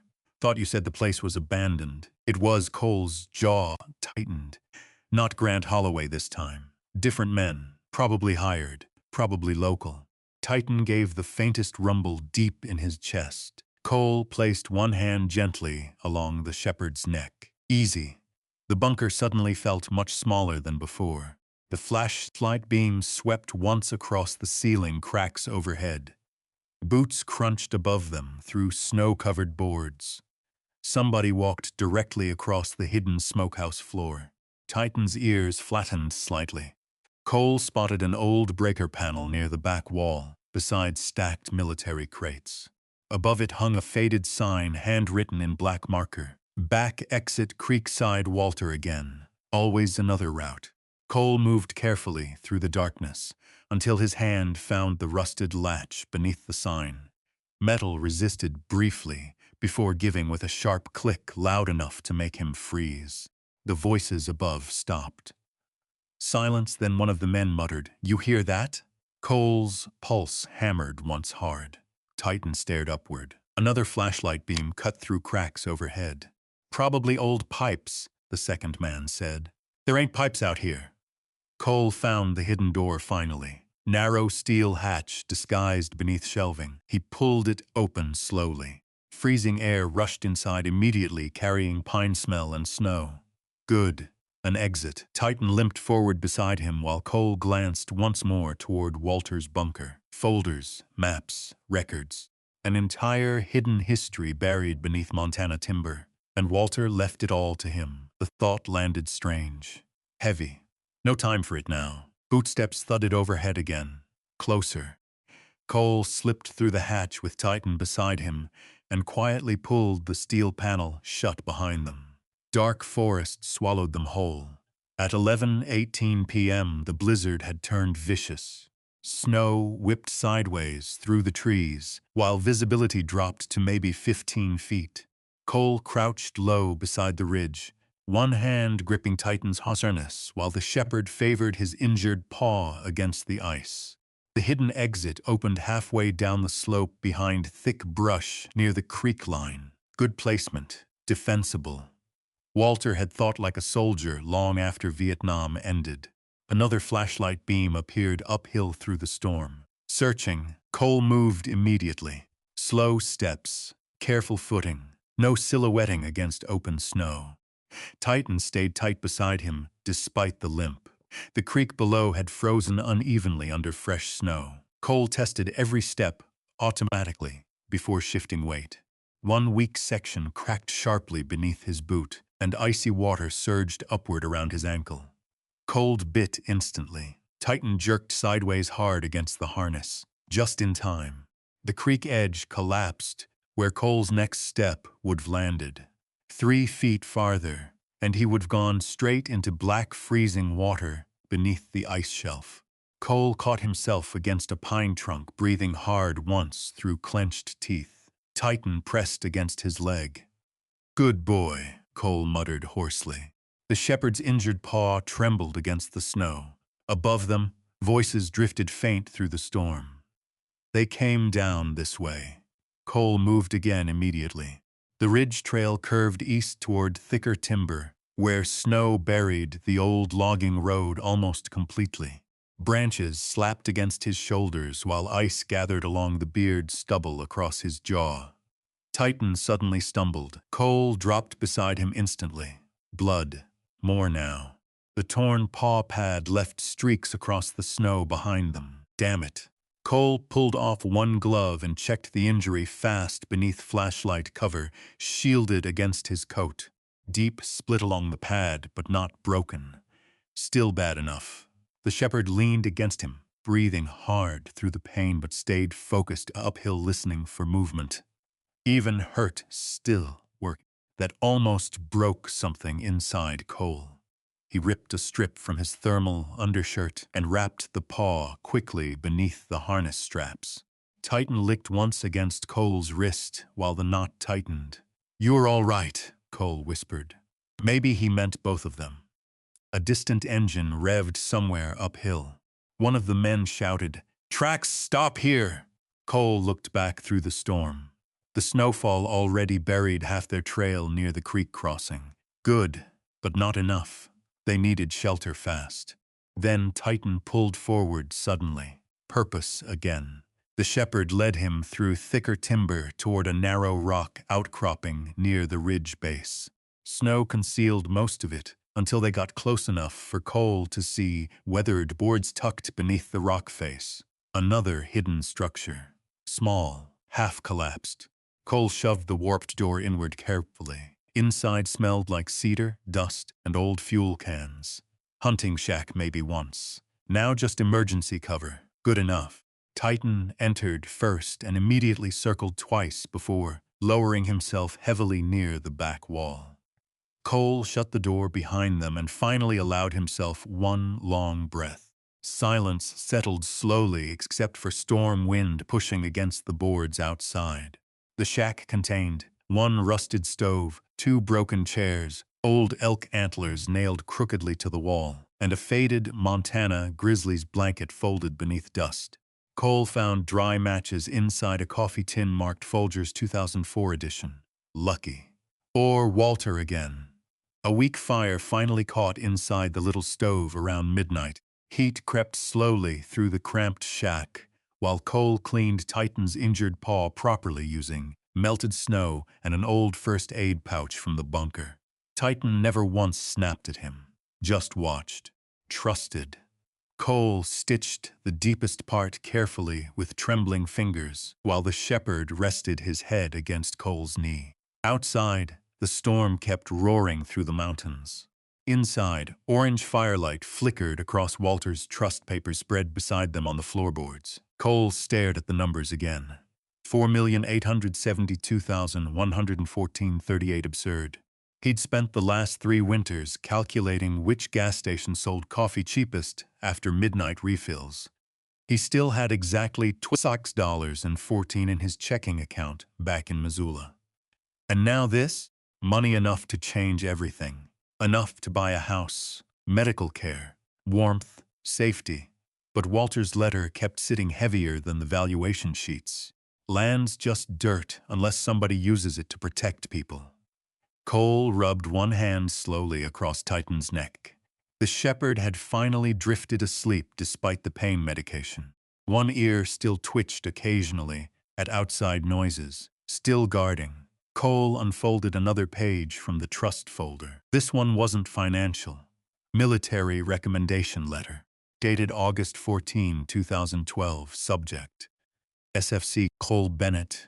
The soldier repeatedly ignored extraction orders to recover wounded canine asset Titan during active explosive threat conditions. Cole stopped reading. The memory came anyway.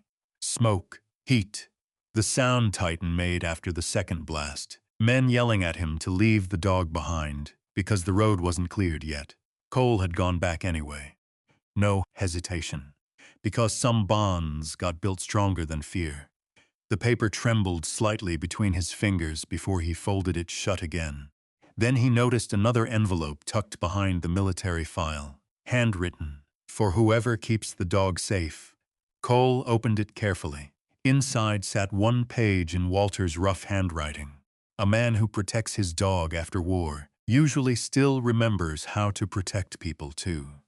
That matters more than money ever will. Cole stared at the sentence a long time. Fire popped softly inside the stove. Snow drifted against the shack walls. Titan slept hard beside him for the first time since the blast in Helmand. No twitching, no restless breathing, just deep, exhausted sleep.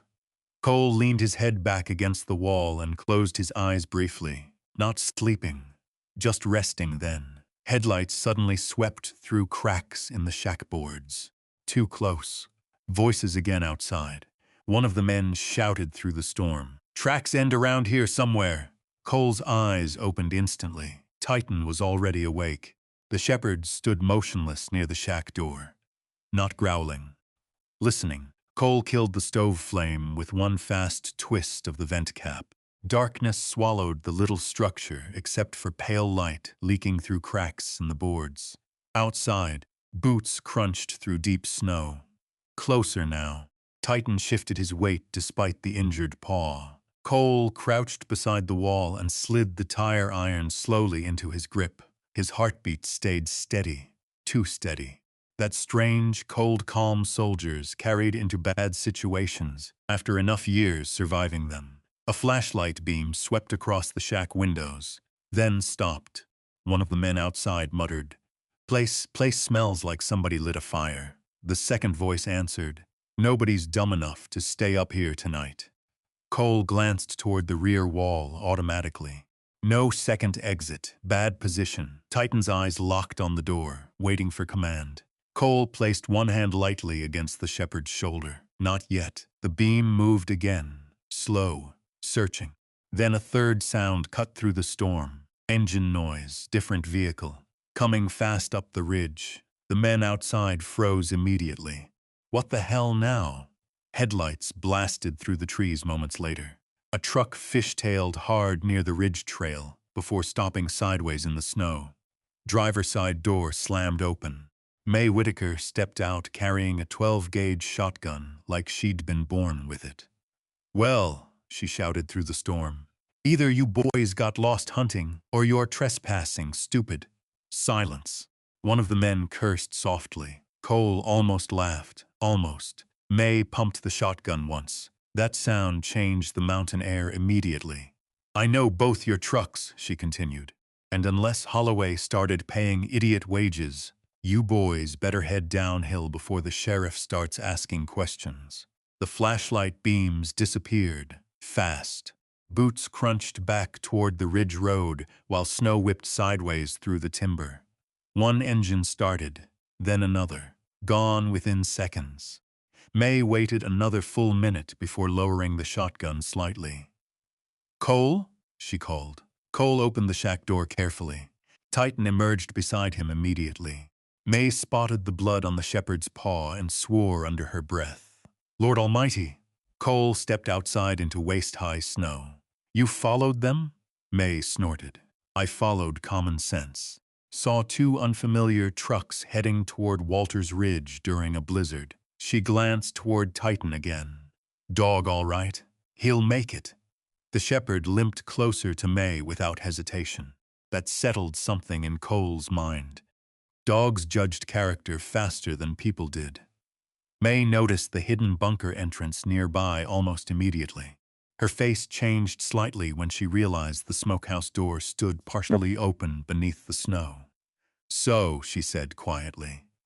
"You found it." Cole studied her carefully. "You knew?" "Not details." She shrugged once beneath the snow-covered coat, just enough.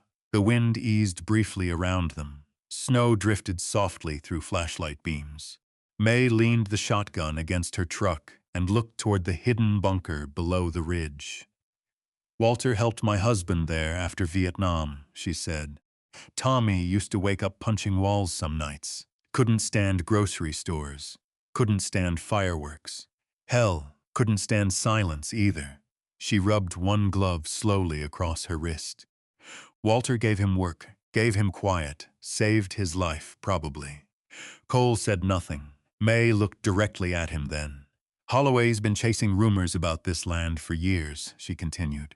"Mineral rights, timber easements, hidden trust money. He never found proof." Her eyes drifted toward the bunker entrance. "Looks like you did."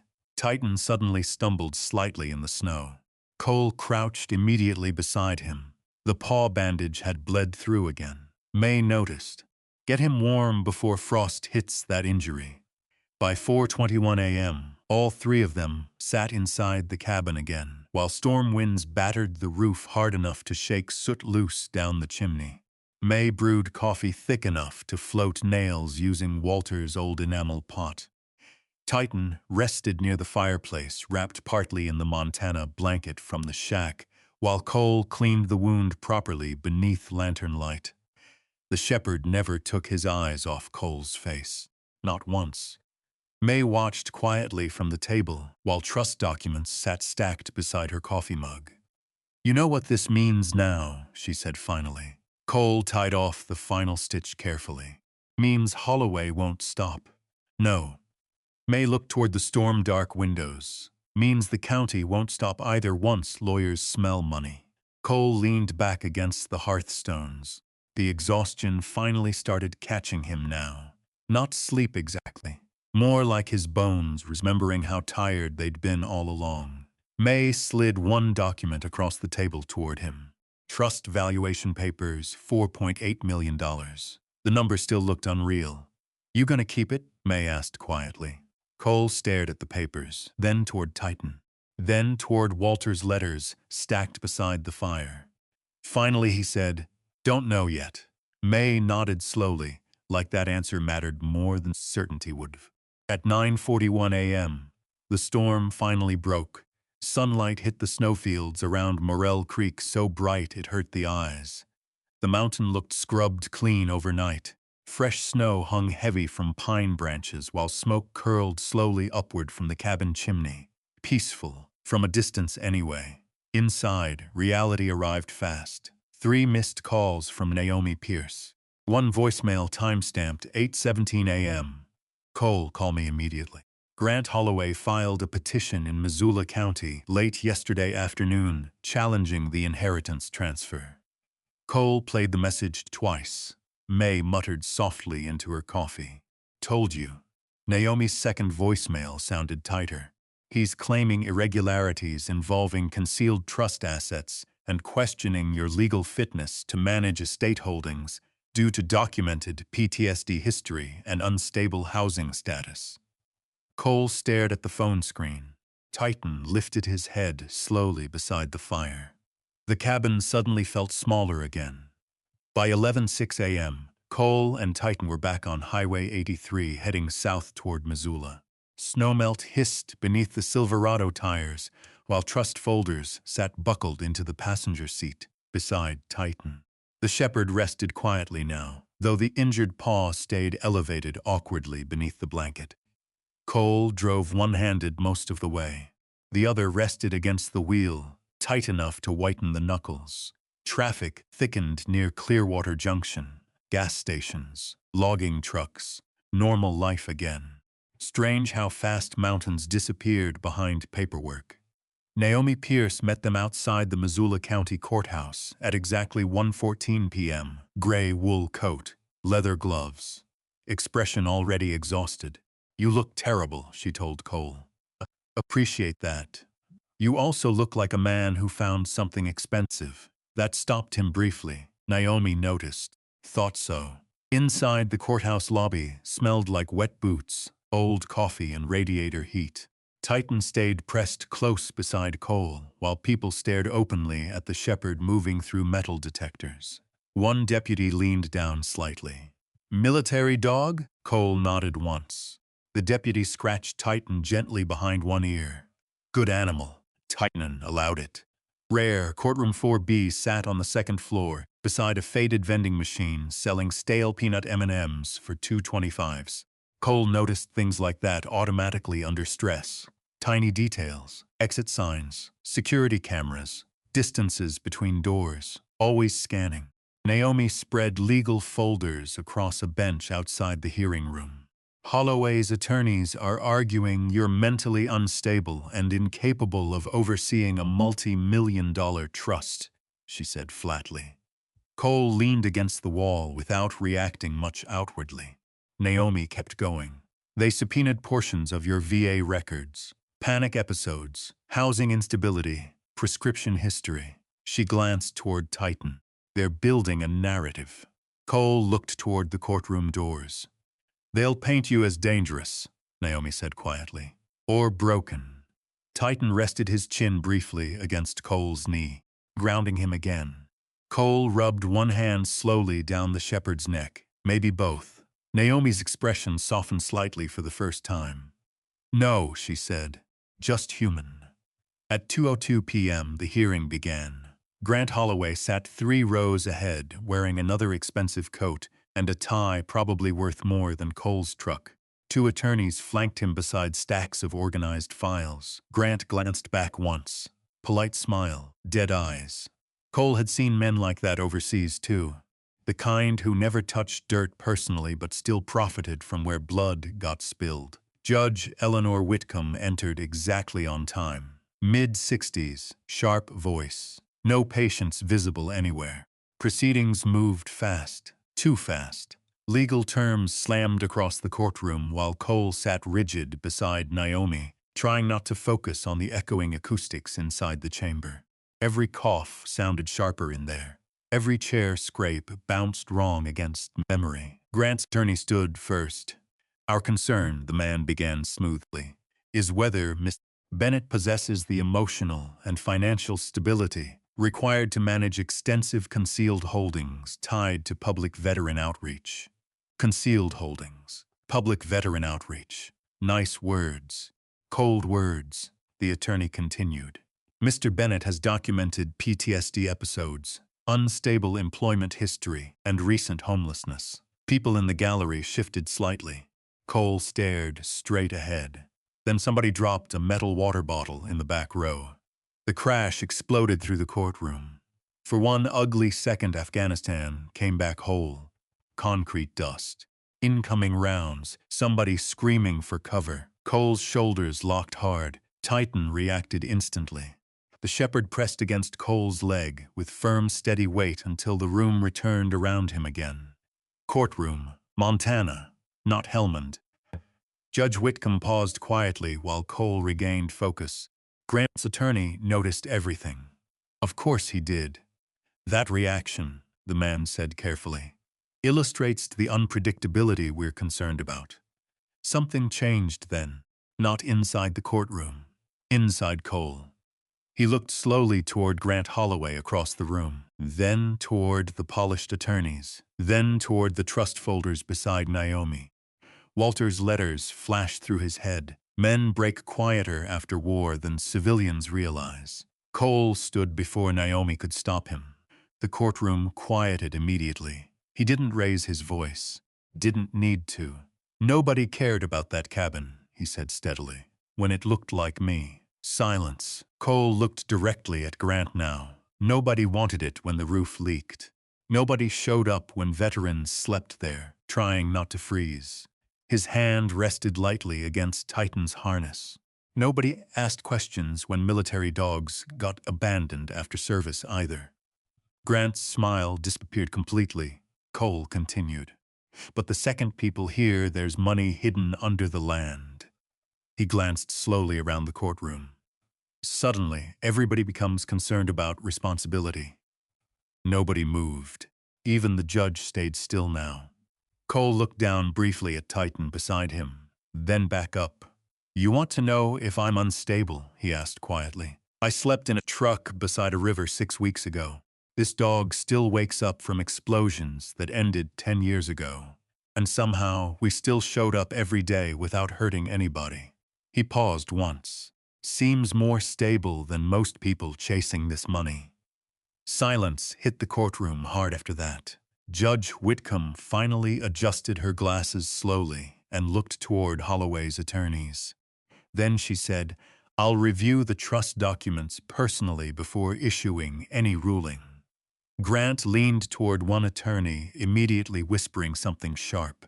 But for the first time since entering the courthouse, Cole noticed something different. Not confidence, worry, and Titan noticed it too. The shepherd never took his eyes off Grant Holloway all the way out of the courtroom. Missoula felt colder after court. Not physically, the kind of cold that settled under a man's ribs after strangers. Spent 2 hours discussing whether he was stable enough to deserve dignity. At 4:36 p.m., wet snow drifted across West Broadway, while Cole stood outside the courthouse steps, tightening Titan's winter vest straps with slow, careful hands. Traffic hissed along the slush-covered street. Nobody looked at them twice, which somehow felt worse now. Naomi Pierce stepped beside him, holding 2 thick folders against her coat. Judge Whitcomb requested additional trust documentation before Friday. She glanced toward Titan. "And your dog is bleeding through the bandage again." Cole looked down, dark stains spreading near the paw wrap. Titan stayed standing anyway, always did. Naomi exhaled slowly. "There's a veterinary clinic on Stevens Avenue still open until 6. We're fine." That wasn't a suggestion, Cole almost argued. Then Titan shifted weight off the injured paw again.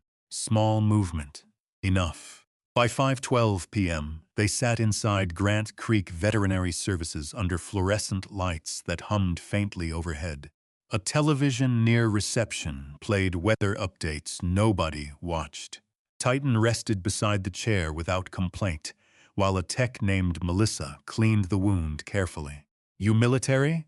she asked Cole quietly, while checking the shepherd's stitches. "Used to be." She nodded toward Titan. "He carries himself like it." Cole looked down at the dog. Even exhausted and hurt, Titan still watched every doorway entering the clinic lobby, still working security. Dr. Alvarez arrived carrying X-rays 20 minutes later. "Good news," he said. "No fracture. Bad tear, though."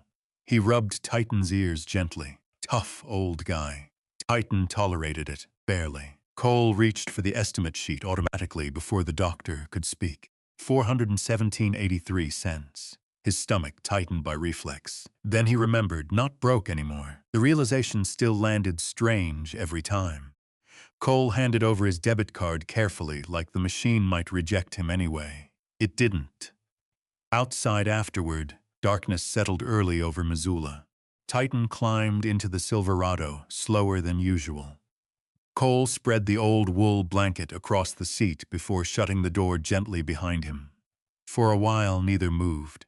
Snow tapped softly against the windshield. Then Naomi knocked once on the driver's side window. Cole lowered it halfway. "There's something else," she said. Her expression told him enough already.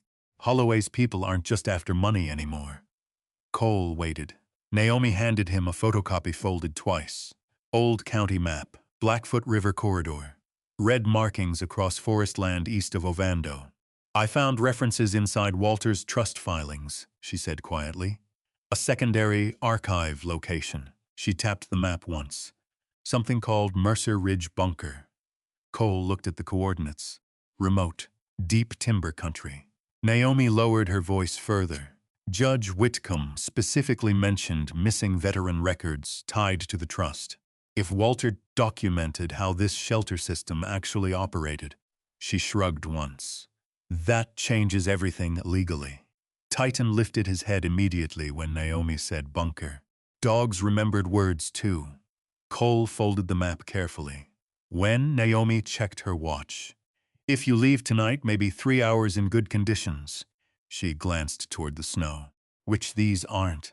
Cole stared through the windshield toward downtown traffic, glowing red against the storm. Then he said, "We're going." Naomi looked unsurprised. At 7:48 p.m., the Silverado rolled east along Highway 200 beneath thick snowfall and black pine silhouettes. Titan slept most of the drive, curled against the seat heater, while Cole pushed through mountain roads half covered in ice. The truck's heater clicked unevenly every few minutes. Old blower motor, another thing waiting to die eventually.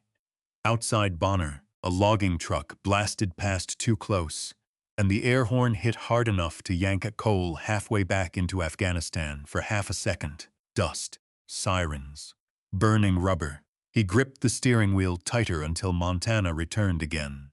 Mile marker 47 passed slowly through snow, then 48.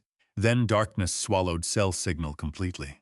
By 10:11 p.m., they reached the Blackfoot Corridor. Nothing out there except timber, frozen riverbanks, and old mountain roads most people forgot existed after hunting season ended. Cole parked beside an abandoned Forest Service gate near Mercer Ridge Trailhead. Temperature, 11 Fahrenheit. Wind stronger here. Titan climbed out carefully with the fresh bandage wrapped bright white against the snow. Cole checked gear automatically. Flashlight, sidearm locked legally in truck safe, thermal gloves, old army field pack, Walter's map folded inside chest pocket. Movement became easier once purpose returned. That part of him never really left the military.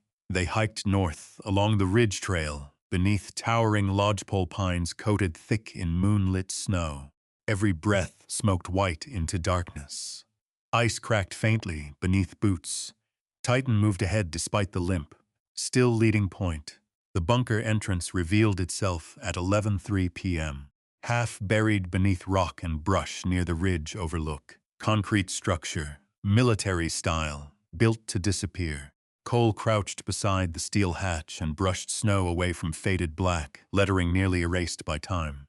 Mercer Safe Site, 1978. Titan sniffed the entrance once, then sat, waiting.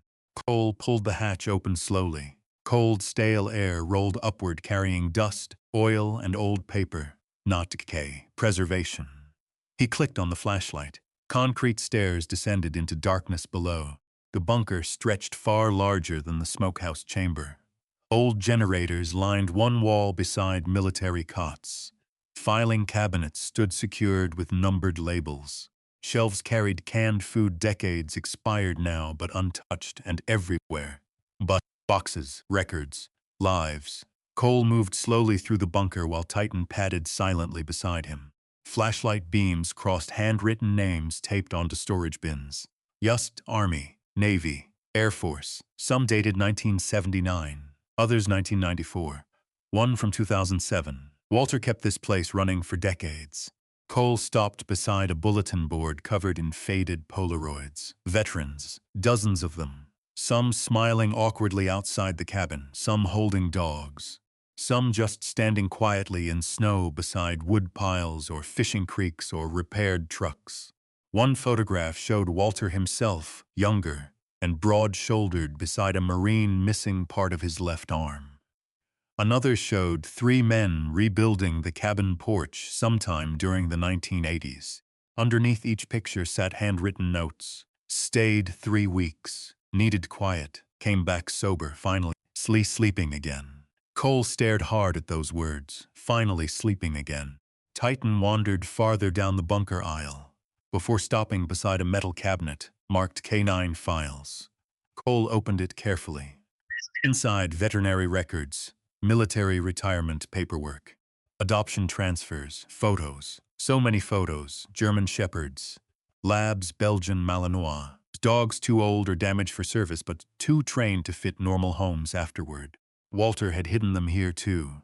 Cole picked up one faded folder dated 2013. Titan Temp, hold recommendation. His breath stopped briefly. Inside rested copies of military discharge paperwork recommending Titan for euthanasia after combat trauma and severe blast injury.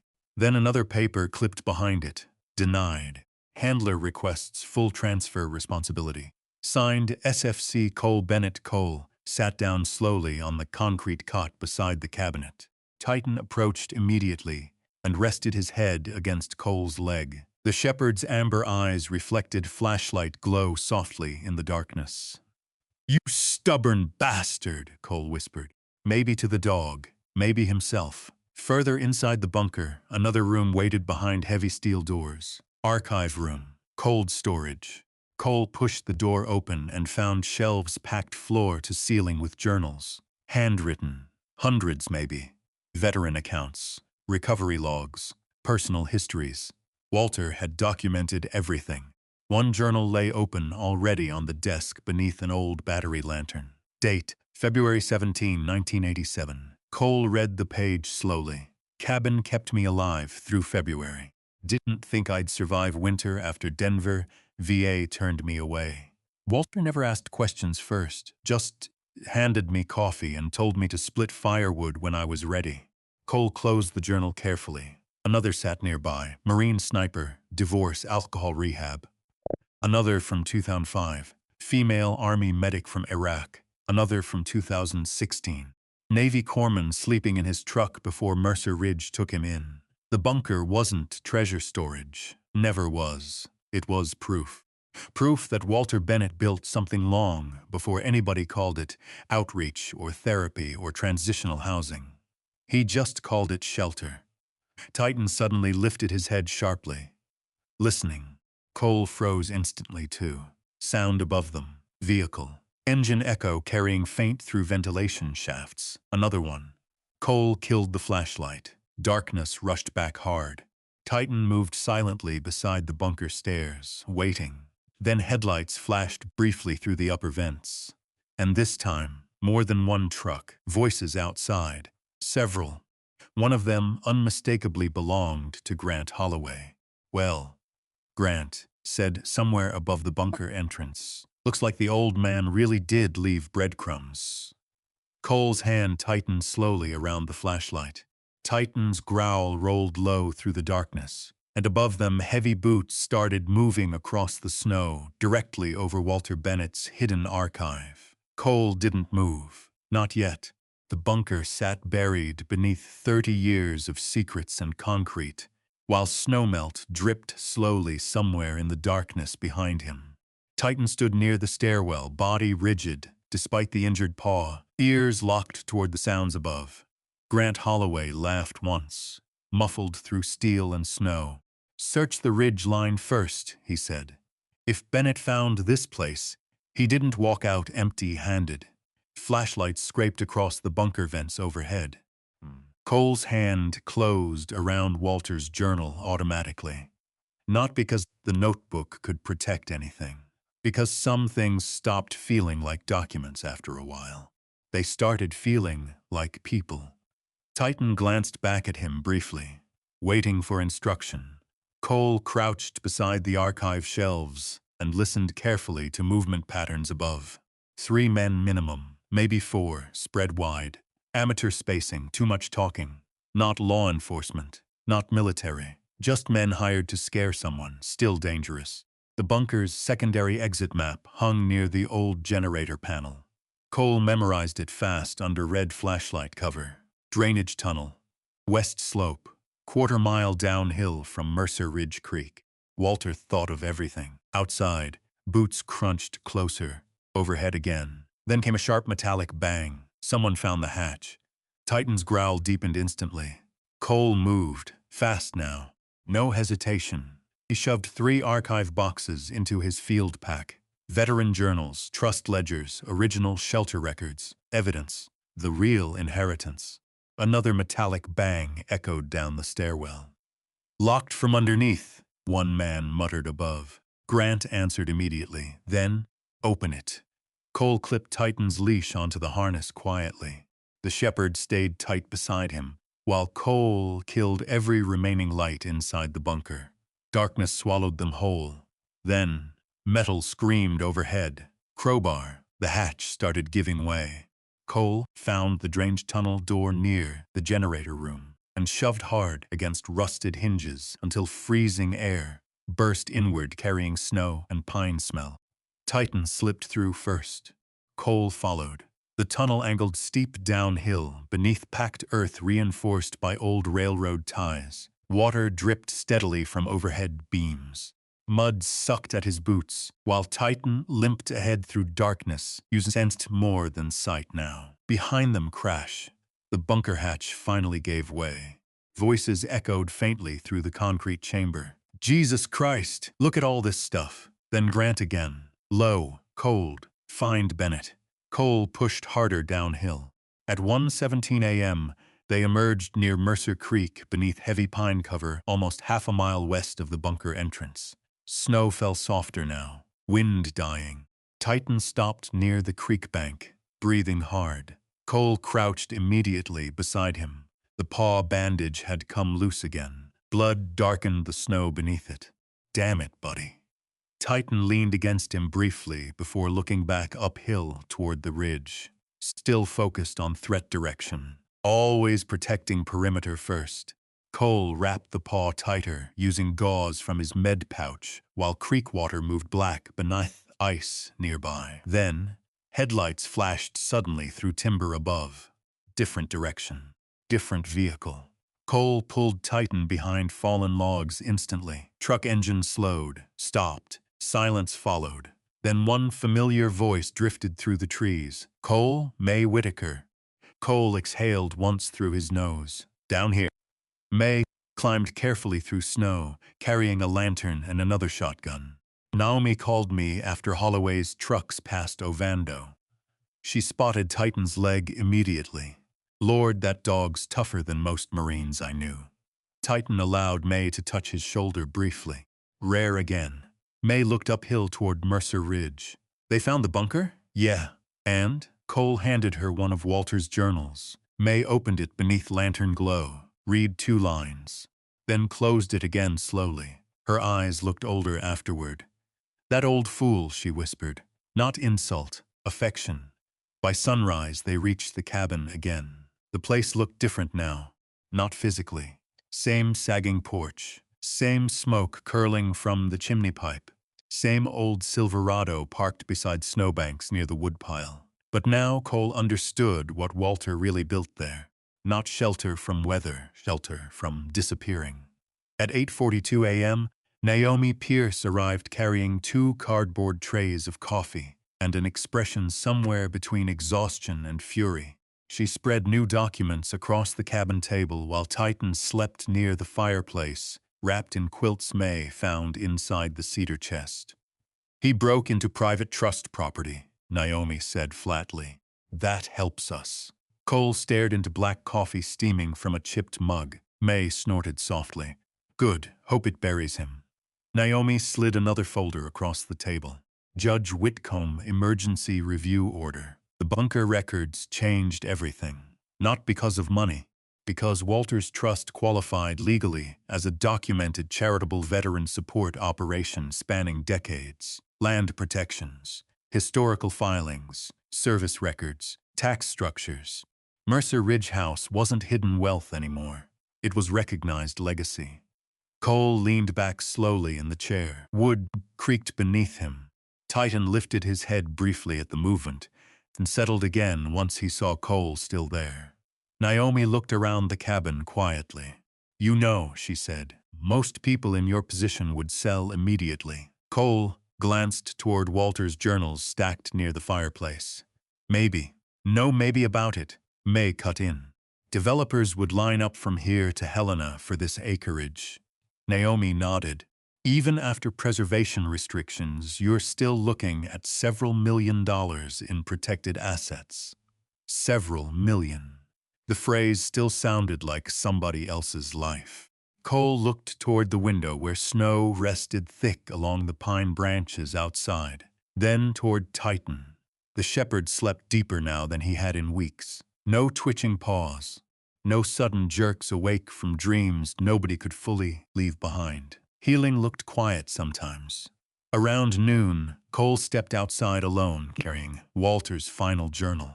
Snow squeaked beneath his boots in the cold. The cabin stood silent behind him, except for the faint rattle of the old stovepipe. Fresh sunlight spilled across Morel Creek, while ravens drifted dark above the tree line. Cole sat on the rebuilt porch step Walter once repaired himself, according to one of the journals. Inside the notebook, Walter's final entry sat dated barely 4 months before his death. If somebody worthy finds this place after I'm gone, tell them the mission was never money. It was keeping people alive long enough to remember they mattered. Cole read the line twice, then once more. A pickup truck appeared around the distant tree bend at 12:26 p.m. County Sheriff. Not unexpected. Sheriff Dean Rollins stepped out carrying his hat against the wind, mid-60s, broad shoulders gone softer with age. Vietnam veteran, according to May. He approached slowly. Titan appeared silently in the doorway behind Cole immediately, watching. Sheriff Rollins noticed the dog first. Beautiful shepherd. Cole nodded once. Rollins removed gloves carefully before speaking again. Heard Holloway's boys trespassed Mercer Ridge last night. Yeah. Sheriff studied him quietly for a second. You pressing charges? Cole considered it, then shook his head. No. Rollins almost smiled. Walter would have said the same thing.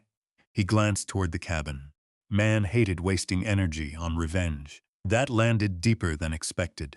The sheriff handed over a folded paper. Court notice. Emergency ruling. Judge Whitcomb officially recognized Walter Bennett's trust validity pending final estate transfer. Grant Holloway's legal claims were denied. Just like that. No fireworks. No dramatic music. Only cold Montana wind moving through pine trees while a retired sheriff handed a homeless veteran paperwork on an old cabin porch. Rollins tipped his hat once before leaving. That place mattered to a lot of people, he said quietly before walking back to the truck. Glad somebody decent ended up with it. The pickup disappeared down the ridge road slowly. Cole stayed seated a while longer. The paper rested loose in his hands. Legal owner. Words strange enough to almost laugh at. Inside the cabin, May and Naomi talked softly near the stove while Titan limped across the floor toward the fireplace. Then something happened that stopped Cole cold.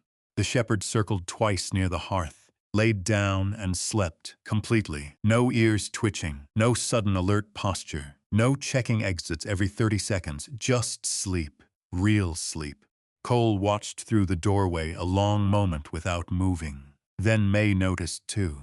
She lowered her voice automatically. First time? Cole nodded. May looked toward the shepherd beside the fire. Dogs, no. The next week passed quietly, almost strangely so. Grant Holloway disappeared from local gossip after the court ruling. Naomi finalized trust protections from her office on East Pine Street. Contractors arrived twice to inspect roof damage and the collapsing west wall. Cole approved only necessary repairs. Nothing fancy. New support beams, safe wiring, working plumbing, enough. The old wood stove stayed exactly where Walter left it. So did the military carvings etched beside the fireplace mantel. 7th Group, 1983. Still here. By mid-December, snow buried the ridge roads deeper than Cole had seen in years. One evening at 6:03 p.m., while splitting firewood under porch lights, he heard tires crunching slowly up the driveway again. Not aggressive this time. An old Ford Ranger stopped beside the cabin. A man stepped out wearing a faded Marine Corps coat and carrying one duffel bag. Older, gray beard, hands shaking slightly from cold. Beside him climbed an elderly black Labrador missing one eye. The man removed his cap awkwardly. You Bennett, Cole nodded. The man glanced toward the cabin windows glowing warm against the snow, then toward Titan resting inside near the fireplace. VA outreach lady in Missoula gave me this address, he said quietly. Said maybe there's room here for a few nights. Cole looked at the dog first. Old lab, arthritic hips, tail wagging anyway. Then he looked at the man standing in the snow, trying hard not to appear desperate. And suddenly, Walter's journals didn't feel like history anymore. They felt like instructions. Cole stepped aside from the doorway. Yeah, he said, there's room. Inside, Titan lifted his head once as the old lab entered the cabin, then slowly rested it back down beside the fire, accepting them, like soldiers recognizing each other without needing introductions. And outside, snow kept falling softly over Mercer Ridge while warm light spilled through the cabin windows into the dark Montana woods. The house stayed, just like Walter intended. Winter settled deep over Seeley Lake that year. Not the postcard kind. The real kind. Heavy snow-burying fence posts along Highway 83, ice-locking the Blackfoot River edges in hard blue glass. Pine branches bending low enough to scrape truck roofs when the wind picked up after midnight. And every night, warm light still glowed from the cabin windows on Mercer Ridge. At 5:42 a.m., Cole stood outside splitting firewood beneath a sky barely beginning to gray over the mountains. The axe handle felt smooth now, familiar. Steam rose from his coffee mug, sitting on the porch rail beside a box of 30 0-6 shells somebody donated weeks ago. The old Marine sleeping in the back room. Frank Delaney, 71, claimed he hadn't touched a real bed in almost 8 months before arriving there with his one-eyed Labrador, Rosie. Inside the cabin, somebody laughed softly, then coughed, then laughed again. The sound drifted through the screen door, while Titan sat near the porch steps, watching snow move through the trees, alert, but calmer now. Cole noticed little things first. Titan no longer woke snapping toward every sound in the dark. No more pacing perimeter at 3 a.m. No more standing rigid whenever headlights hit the driveway. Healing came quiet, like snow piling 1 inch at a time until a whole mountain changed shape. At 8:17 a.m., a white van from Missoula Vet Outreach crawled up the Ridge Road carrying medical supplies and 2 volunteers from St. Patrick Hospital's Veteran Support Program. One volunteer stepped out holding coffee from Ruby's Cafe in cardboard trays. Road's getting ugly down by Clearwater Junction, she warned. Cole nodded and helped unload supplies into the cabin mudroom.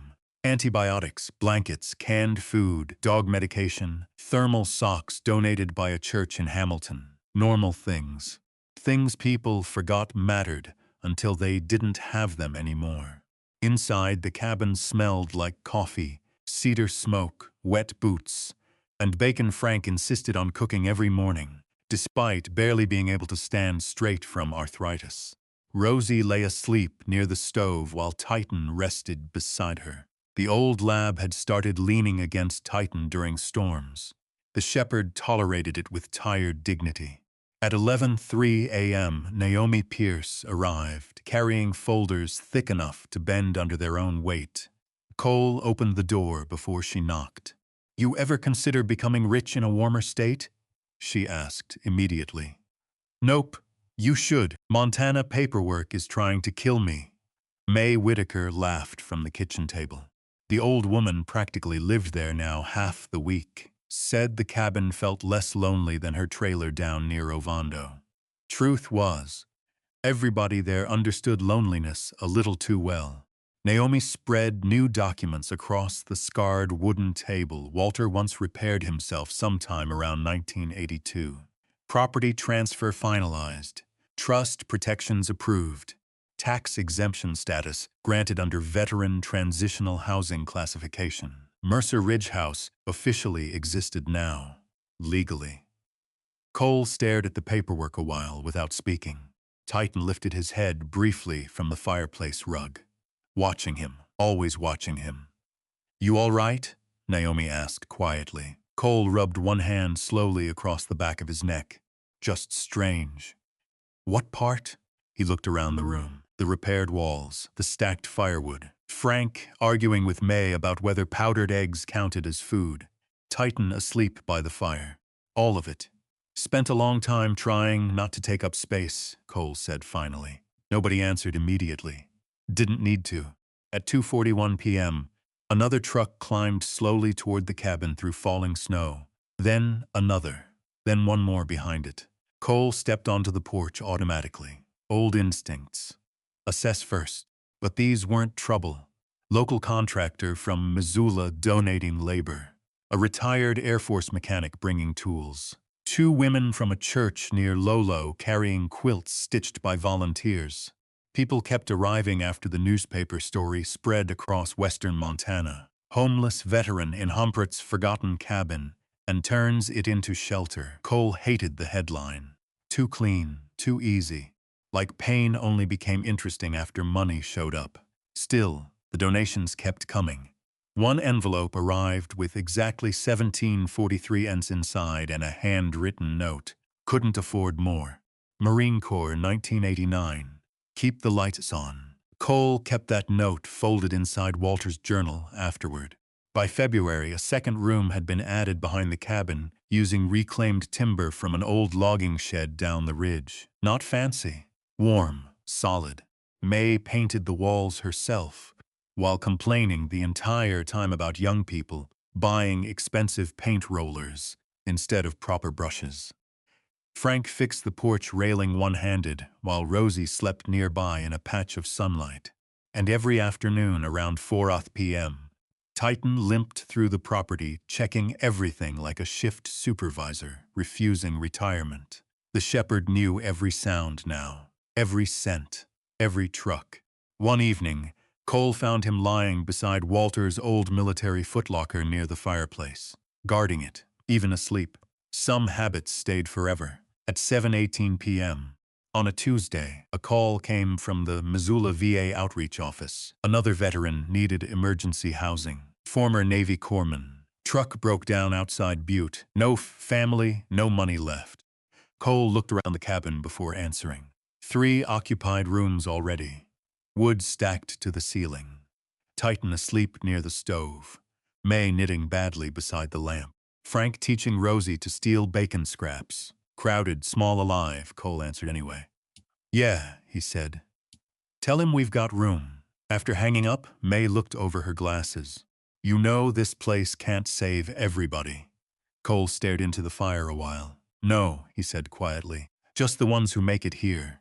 Outside, snow drifted softly against the windows. Inside, Walter's journals lined the bookshelf Naomi installed beside the fireplace. Hundreds of stories. Hundreds of people who nearly disappeared before somebody handed them coffee and shelter, long enough to breathe again. The inheritance finally made sense now. Not the money. Never the money. The continuation.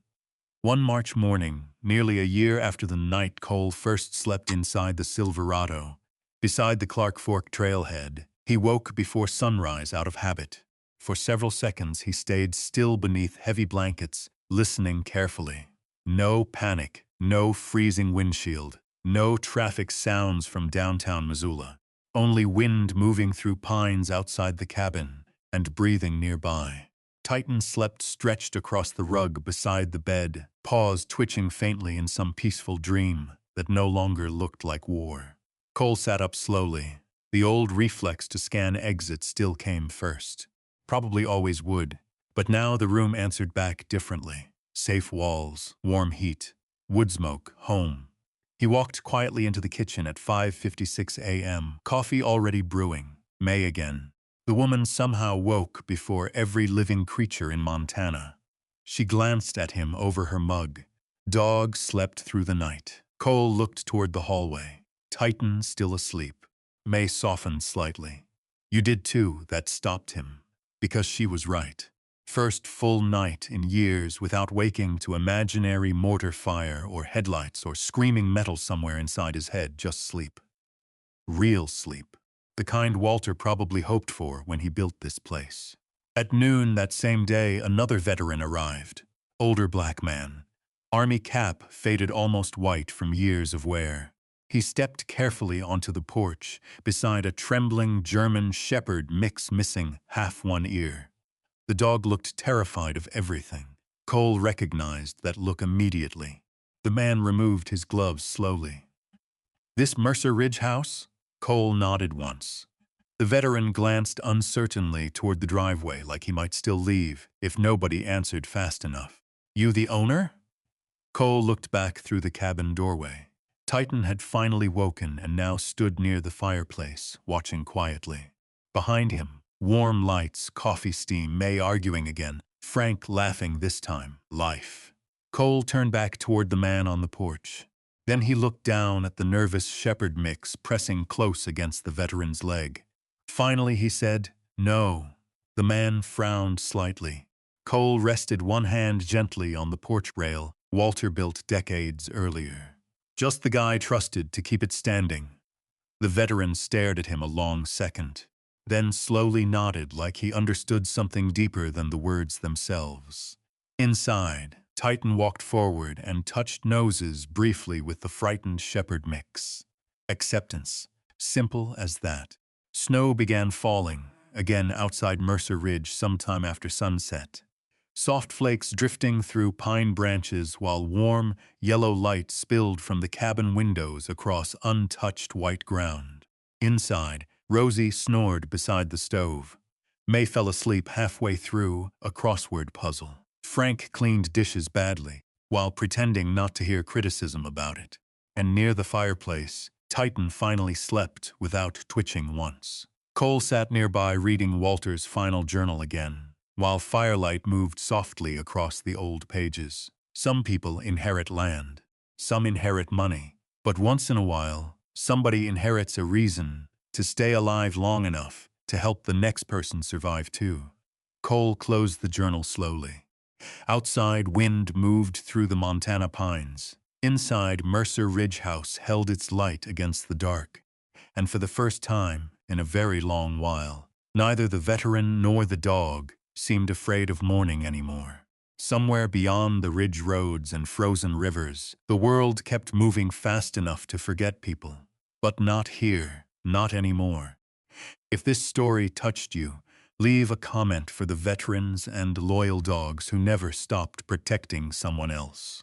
And subscribe for more stories about second chances, loyalty, and the people the world almost forgot. Maybe that was the real miracle of Mercer Ridge House. Not the hidden money, not the land, not even the old cabin standing stubborn against another Montana winter. Maybe it was this. A man who once slept inside a freezing truck beside the Clark Fork River became the person opening a warm door for somebody else.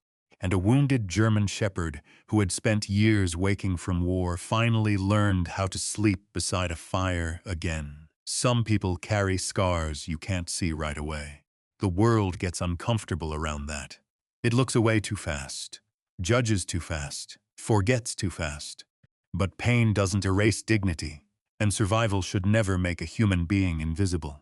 Sometimes all a person needs is one place that feels safe long enough to breathe differently. One hand that doesn't pull away. One light still on in the dark.